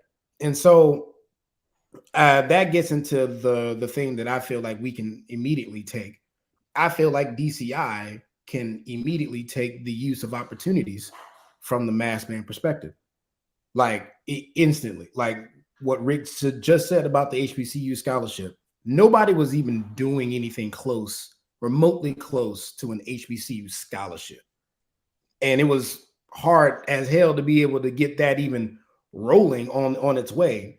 Now, since I'm at the cadets, I took that whole idea, and now every single year we're starting to pile up a fund to have at least multiple HBCU members to be able to have the DCI experience at the cadets. But that came into a very hard push to say that, hey, if you want these caliber of players, we have to venture out. Like Rogel, J-State Trump Funk member, great player, solid player. And everybody was ranting and raving about how great he was. But I'm also saying at the same time, okay, you like him for his services, you need to pay him. Pay the man his tour dues, his tour fees, and his money. That's what he needs to have in order for him to be able to do this activity. That's immediately the first thing that DCI needs to be able to look at. And Rick and I have been on numerous discussions pertaining to how we can incorporate more Black members into the DCI realm. It's the list is endless. We've had these conversations with Blue Devils, Vanguard. We were just 2 years ago, we were just doing a whole show with the Bluecoats, with Mike Scott and with Glasgow and all these people that are trying to figure out what are ways we can try to be able to incorporate more people. Now at the cadets there's a whole fund, but we don't have any HBCU members because we have not ventured out. And this is where I start turning to us, because we ourselves have to start understanding that, hey, DCI is not just for white people. We have to be able to understand that we are more than our experiences that come out of our HBCUs or our show style bands. You have the talent, you have the skills, you have the gift to be able to do everything on the DCI level. Nothing is taking you away from having that experience other than learning another way how to march and being with people that don't have the same skin color as you. And so that is exactly where I feel like us as a community of show style folk, HBCU folk, we have that type of that power or that type of ability to be able to get to that side of the track. In fact, I encourage people to be able to look, don't pull up any YouTube videos, go to a show or go get the experience for yourselves. Even if you don't march, you can still, just going to the show immediately puts you in a way that broadens your experience, and it helps you as an educator, a performer, or whatever you do within this field. It broadens you. It helps you get better. When I get to what we can take from each other, I do feel like from the mass band perspective, your element of just doing the stands, it is kind of limiting.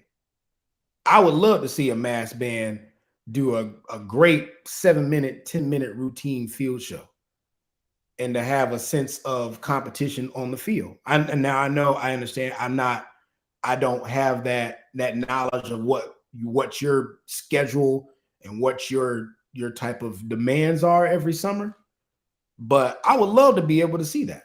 because that not only broadens your way of getting more exposure to the students that you bring, that is also a way that you can market yourselves in order to have more money coming through and more people to be able to get into what you do. It's nothing but a building platform for what you guys can do, and it builds more of your capability. Like if the Georgia Mass Band had a fire 10-minute show, or not even 10 minutes, let's say a 6-7 minute show, nothing hard, nothing, you just given that type of exposure where you put a 6-minute show on the field and you competing with somebody else and you come out on top as the best field show. That's another way to market yourselves and to be able to get more financial support. It's more opportunities. So I mean, and again, like, I respect everything that the mass band world has already built, but it can still grow. And I love that fact. And another way, I know we already talked about it. This is my last. Wrap it up, B. I know. Sorry, I'm rolling up. Last thing is just financial thing. I know that the financial thing is kind of hard for us, especially with these type of times. But I would love to see Georgia Mass Band being supported by Yamaha Music Company. I would love that. That goes into what Muggy was saying about resources. So, but yeah, I'm gonna shut up. That was my rant. I have to play the wrap it up music for you, Doc. Dang. I ain't trying to hit you with the Smiths, but God, I'm trying to keep it at a decent time. Can't let the brothers. Hey, you said you can go on. You said go on, so I was just like letting it go on. So you let it go on, right? All right. Antonio, what can we learn from each other, and what can we take and use from one another? Golly, I said, what can be learned from each other? Why ain't nobody correct me? God dang it! Let me go edit that. But go ahead, Antonio. Okay, I feel like he actually said a lot of the stuff I was going to say as far as I feel like he said a lot. Yeah, he pretty much took everything I was going to say, but like, we're so different but the same in ways, and just like he would love to see us do field stuff, I would love to be set up in the stands next to DCI and run a book. Like, I feel like that'd be incredible. You get the best of both worlds. Like, that's personally me. Like, and I also like also with the divide of like races and stuff, you get different opportunities to play different music. So I feel like they were saying, I believe it was Kanye and Kendrick, that was spectacular on their side. We play something like Bon Jovi, or in our history, Lion King or Spain or even anime, that's it's just cool that we could both just switch over like that. I feel like we all should just support each other because we all want the same thing at the end of the day. Word. Okay. Quan, what can we learn from each other? What can we take and use from one another? All right, I'm gonna be real quick. So, one thing I would like to see is we use this word or this slogan specifically in 2023 is diversity, equity, and inclusion. We use that a lot, but it's going to take someone to truly extend the olive branch from one to the other for these two worlds and bridge the gap. And the way that I feel like that can happen is ask that core style, hey, what are some of your approaches from a pedagogy standpoint? How can you overall improve, like, to get this particular sound so that you can be different? I think, being honest, when you look at a lot of mass bands, they sound the same.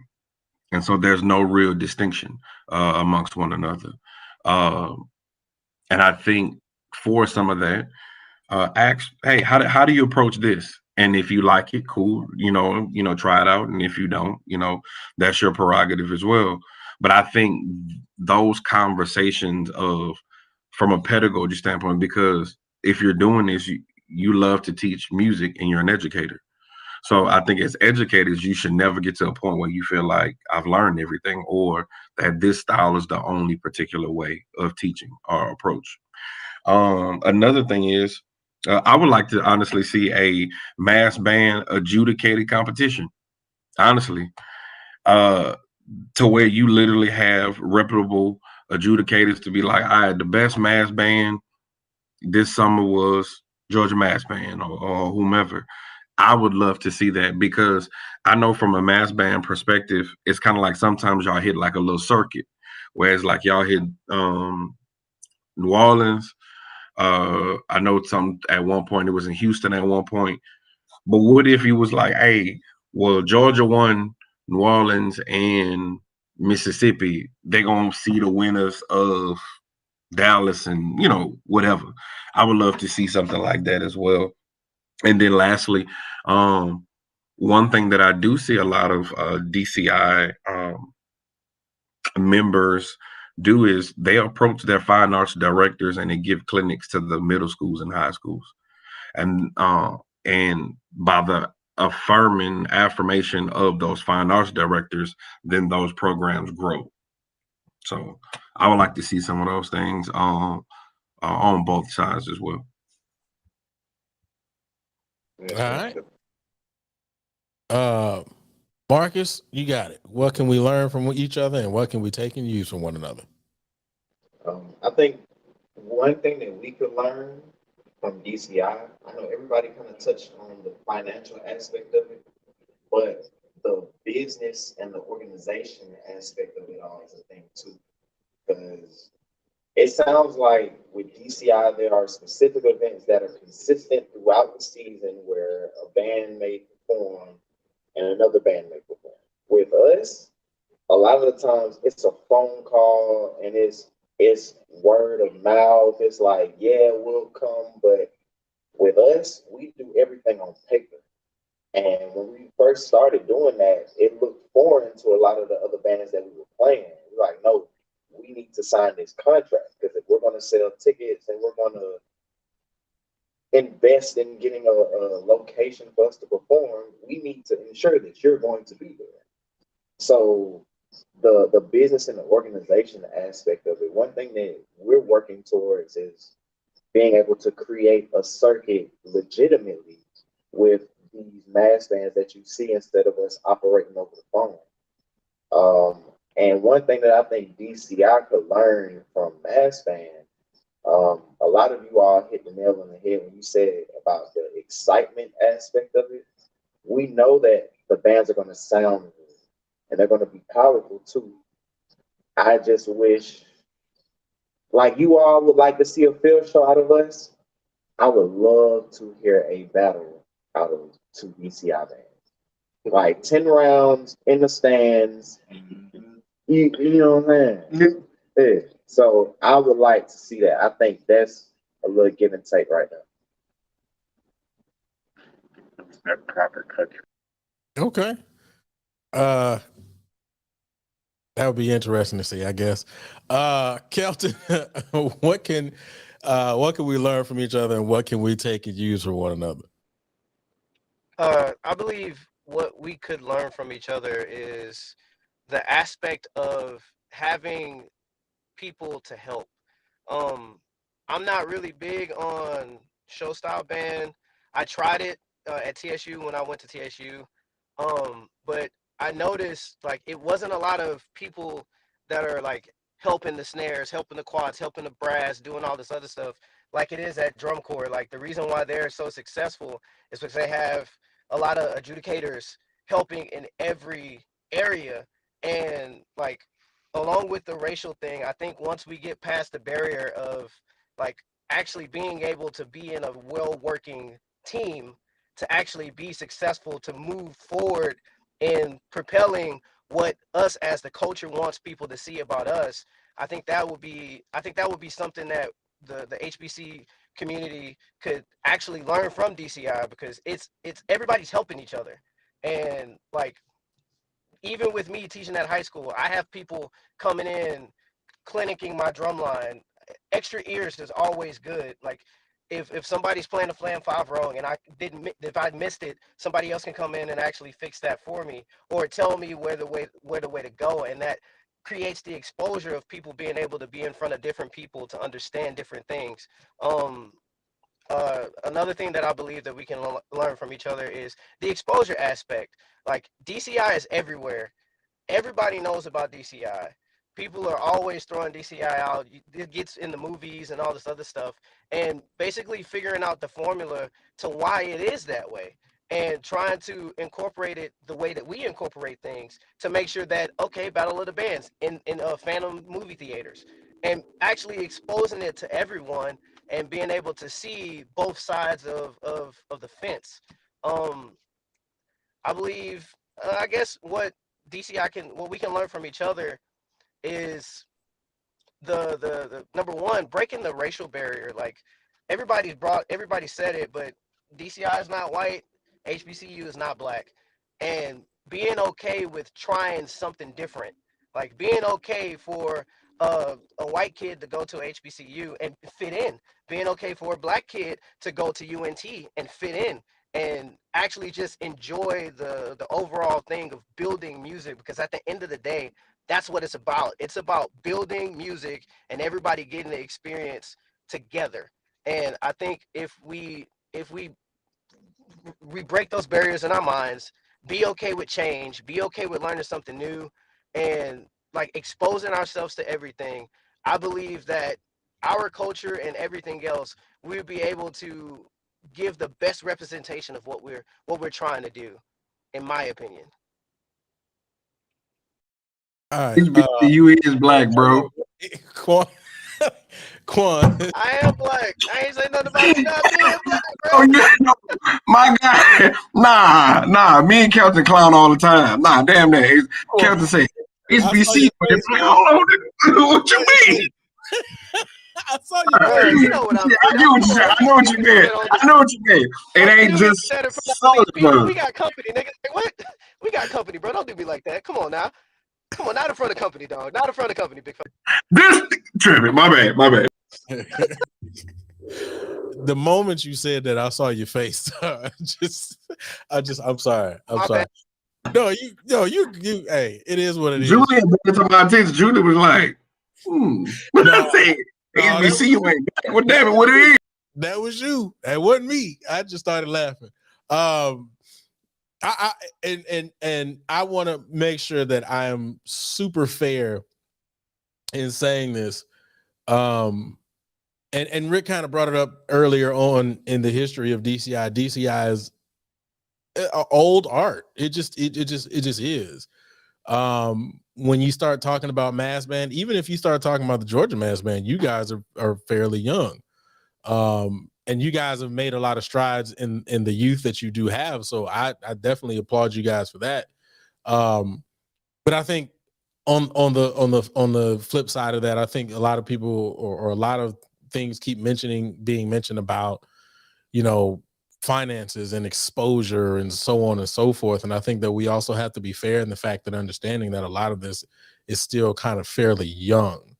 And making sure that as long as the mass band circuit is making the right strides and doing the right things, it can get there in the future. I think that's just one of those kind of things where we just have to give it time to watch it progress. And like I said, as long as the people are doing the right things, and honestly, just hearing you brothers talk, I think you guys are headed in the right direction. And I also do want to clarify this too, that yes, drum corps, DCI, so on and so forth is in the films and the movies, but so is, historically black colleges and show style marching band. And honestly, it's becoming a lot more popular thanks to Beyonce and the HBCU movement. I never call her Beyonce. So I want to make sure that I do put that out there, because I don't want to make it seem like, one is lower or lesser than the other. I don't ever believe that, and I won't ever believe that. I believe that people have preferences, and that's fair to have your own preference. If you don't like to hear Cranking Up, you just don't like to hear Cranking Up. I mean, that's just your preference, and it's also okay to give your opinion, but just realize that it's your preference. But I'm never going to say or believe that one is specifically lesser than the other. So that's just kind of where I stand on that. I did see your boy Justin in backstage. He had on his KK side shirt. I guess he wasn't ready to get challenged for that shirt. But what I will say is this: the NBA is rigged. Miami should have took that tonight. I don't see how New York won that game. That should have been a clean sweep. That's just my personal opinion. Yeah, I've been watching the game while I'm on the show. I'm watching this Golden State game now. Yeah, you weak because we can see the game in that picture behind you on the wall. All right. Look, and I got another concern I'm gonna bring up. Damn it! How come you gonna pick the one picture of the Blue Coats that's got your frat brother in it? See, like it's a subliminal here. Joseph, don't even try. You knew he was. Don't you do it? He trying to act like he's confused. The picture for the show. You weak. Quan weak. I just want to put it out there. Hold up. Let me see. I haven't been saying nothing. What is wrong? And that wasn't even a good year for the Colts. So first of all, let's be very clear. I picked that picture because that was the only chocolate person that had a good picture out there, because I couldn't find a picture of Travis. And typically the Travis joint is a joint with him leaning. He had a solo. What are you talking about? Now you tripping. No, thank you, Quan. Thank you, Quan. You said it, not me. No. Listen, when you see Travis's picture, is first of all, because I went and hit the Google Daddy. I didn't go on Travis's page. So when you hit the Google Daddy, that was the picture that popped up with the chocolate person. But then on top of that, hey, it is what it is. He got the low hat daddy. He looked white. I'm sorry. I was trying to pick the most chocolatest person I could find. All right. This was a Travis. This was the chocolatest brother I could find. All right. Now, well, guess what? Well, you should have had a white person in the mask bag then. No, you should have had a white person in the mask bag. I know what that guy is, dude. That's my boy Joseph Reed. He marched 3 years with the Colts, and he is an alpha too. So, oh well, hey man, hey, yeah, how was I supposed to know that? How was I supposed to know that? Your year was the best year, bro. Your year was the best year. Was my favorite year of the Colts. So I get that to you, bro. All right, here we go. All right, anyway, so since Justin tipped out of here, I want to get ready to close this show out. This was a dope show. I appreciate you brothers for actually showing up, man. And I appreciate you guys for responding so quick when I reached out to you guys. You guys did not hesitate. Before we get out of here though, and this is for everybody, I want you guys to be able to pub your joint, talk about the stuff you have coming up, because people want to, I want people to know what you guys got going on. So whoever it can be all of you guys or one spokesperson, but whoever wants to speak for the Georgia Mass Band, you guys go ahead, pub your stuff, talk about what you got going on. You got the floor. So first and foremost, for any questions and further information about joining, about registration, practice times and locations, all of that information and much more information at gamassband.org. Also, we are GA Mass Band across all social media platforms. That's Facebook and Instagram at GA Mass Band. Our first rehearsal is in a few weeks, May 26th, from 5 to 9 p.m. at Charles Drew High School. Then we have 3 events this summer. On June 10th, we have a Meet the Georgia Mass Band. It's just a showcase. Then we have a battle against Memphis on June 17th. Memphis is coming to Atlanta at McDonough High School.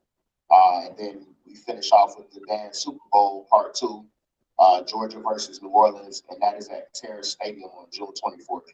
All of those events start at 5 p.m. Dues are only $50 if you're in Atlanta and want to join. Be sure to go to gamassband.org and register, and we'll see you at practice.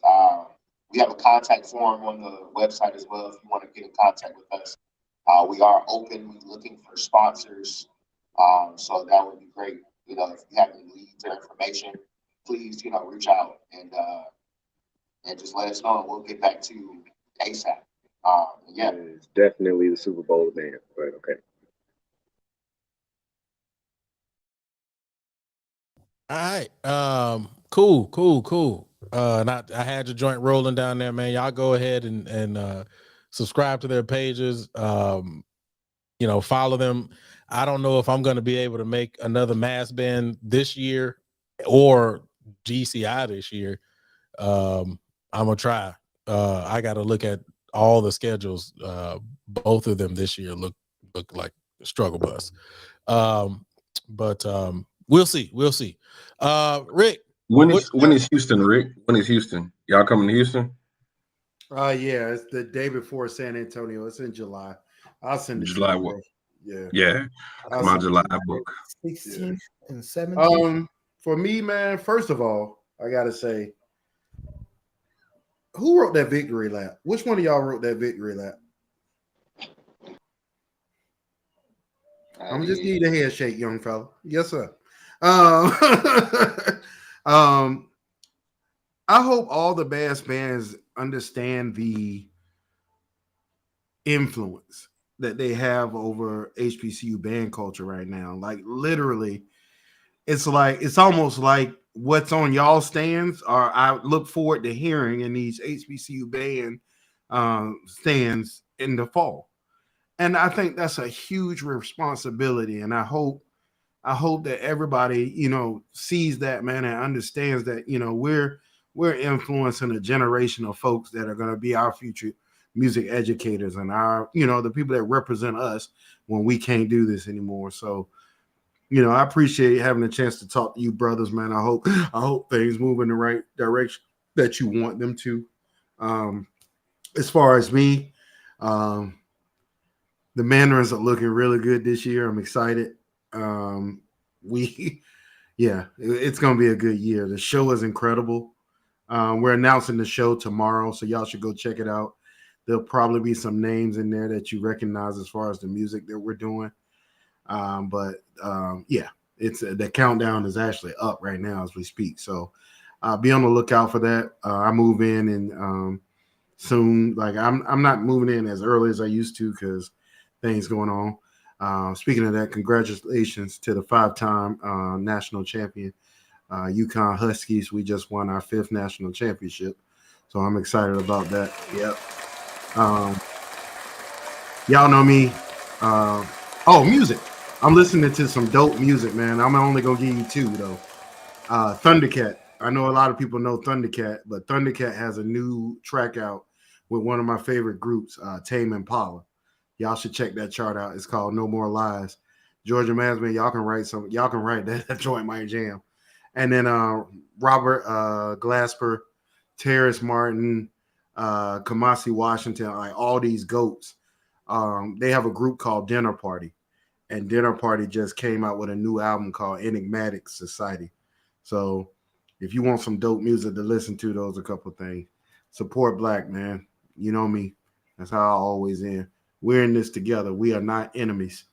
Yeah, we might disagree, but if we can't lift each other up, man, then what the hell we do this for?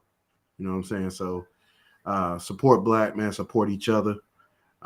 Go out and support our brothers that are doing mass band, and I hope vice versa. Bring these mass bands to a DCI show and let them hear something different. It might expose somebody to something that could change their life like it did mine. So that's it. All right, Travis. What you got going on? Go ahead and promote your stuff. Go. You got it. Follow me on all social media, th3_song. Just working on doing auditions right now. I'm auditioning for the Pershing Zone and the Coast Guard Premier Band. So just give me prayers up for me to win those jobs, man. So that's it. That's pretty much it. Oh, and the cadets, we're gonna be doing pretty good too. Our show's release is called Atlas. It's a nice, good spin on a kind of like an ancient little theory thing, but it's gonna be moving along pretty well. So also, for especially since you guys are in the mass band world, if you have any people that are interested to be able to do DCI, come talk to me personally for the cadets, because we have funds now set aside to get some people here. So if you ever want to bring them to a show, or if this season or next season, and you say like, hey, they're interested in doing something like this, bring them on. And just like it, because I play mass band music and HBCU music on the tour bus with the other staff to hear it too. So yeah, man, that's it. All right. Kelton, we still in the middle of the week. You should not be at the ABC store right now or the Specs or wherever you at. No liquor until Friday. But other than that, man, what you got going on? What you putting in there? There's something else in there. It ain't just no tea. But yeah, man, tell us what you got going on and promote your stuff, man. You got the floor. If we can hear you. Smits, we can't hear you. Yeah, tight. You might have to go back out and come back in. Pause. That hey, I didn't even think about it. Quan said it. I just looked at Quan. I just realized, yeah, that didn't sit too right. Pause. Quan, well, you've already kind of told us what you got going on, but just let everybody else know. It's because of Quan that my summer is now kind of getting a little packed. But go ahead and let us know, brother. So basically, I mean, we were blessed by Hope City Church, a local church in Houston. They basically foot the bill for my entire band program to participate in the National 4th of July Parade in Washington, D.C. We're blessed to where we're going to visit some universities while we're out there as well. Whatever. The more things change, the more they stay the same. That weak ass internet. Yeah, that internet. It's getting, they about to start shutting the school down. But anyway, real quick, they Hope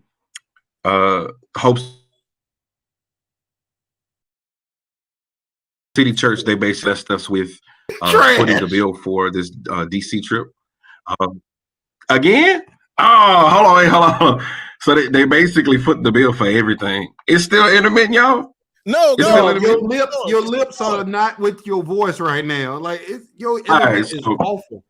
All right, so call me ventriloquist. Anyway, so my whole point, Hope City Church basically foot the bill. We're going to Washington, D.C., but we're also going to be able to visit some colleges and universities. We are going to go to Norfolk and see the campus. We're going to go to Hampton as well as Howard. I mean, we're going to be tourists and march in this parade, man. It's just such a blessing. And honestly, God is so good. It came the day before the deadline. So, I mean, we're talking about over 100K for these kids to have this type of experience. So I'm excited. My guy Luke, he rolling with us, doing some things, teaching the kids some things as a clinician. So I'm just excited for it. So I'm just blessed, bro. All right, man. I'm glad your internet made it through all that, man. But absolutely. Let's see if we can hear Kelton again. Kelton, you got it. All right, hey guys. Yeah, so currently I am getting ready to have another kid. So that's one thing that's going on, my first boy. Also I'm starting my own writing business this year. I've been writing for a very, very long time, and I'm going to just jump out and put me out there and write for anybody, basically. I do a lot of indoor shows. I do a lot of march and percussion stuff. So that's one thing that I'm starting this year. I've been teaching. I'm going to be the assistant band director at May Creek this year. So a lot of good things are happening. I've been playing a lot of drums on my Instagram, K Rich Percussion. Like you'll see all my content. I've been posting videos of me playing drum set at my church. And yeah, that's about it. Like really trying to grind and be better as a percussion director / band director, to put us out there more in an unsaturated market, especially in Katy right now. So just trying to make sure I'm the best that I can be to put a lot of black kids at an advantage this year. So yeah, man, that's dope, and you're definitely right. Specifically out there in Katy, I had a student years ago, saxophone player who came from May Creek, and she just wasn't happy because she was chocolate and wasn't enough for her out there. So just keep it going, keep the grind going. Yeah, why are you looking like that? No, because I tried to unmute it. I just saw a comment about Texas College. I just want to shout out to Miss Baptiste at Texas College. She's the new Yeah, band director at Texas absolutely. College. She was it last week? Yeah, last week we did a Zoom call. You know, I wish her well. I know they've been having a revolving door, but you know, I pray that she's able to do some things at that institution. And then, hey, Crystal, we got to link up since we're gonna be in that DC area too. So all us get together because we flying into was it Baltimore, Washington? Quan, you might as well stop at Morgan while you're there. Literally, it's like less than like Right 10, there. 15 minutes away from there. Yeah. Say it's like less than 15. I don't Yeah, know if it's less I than forgot to 15, talk to but you about it's that. Yeah. close. Yeah. Okay. Well, me and Julian, we'll chop it up when it's time to make the itinerary. All right, man. Man, once again, this has been like a super dope show. Once again, I appreciate all you brothers from Georgia Mass Band coming through, man. And once again, this has been like very enlightening for me on both sides of the spectrum. Just being able to hear the history of DCI once again, because it's not like I've not heard it before, but also hearing you guys' history and honestly, once again, not knowing you guys were so young, but moving up so fast in the ranks, man. So, hey, man, keep doing what you guys are doing. You guys keep doing it. Keep pushing, and keep being innovative, man. You guys are really adding something and doing something that I appreciate you guys doing. So y'all keep doing that. Keep putting stuff on paper. Keep putting stuff on the books, man. I do appreciate you guys for coming through. I appreciate everybody for checking us out. If you're watching it on playback, you can still hit the like button. On the way out, you can hit the like button as well. This has been a super dope show. I have nothing else. This has been great, and we will see you guys next week.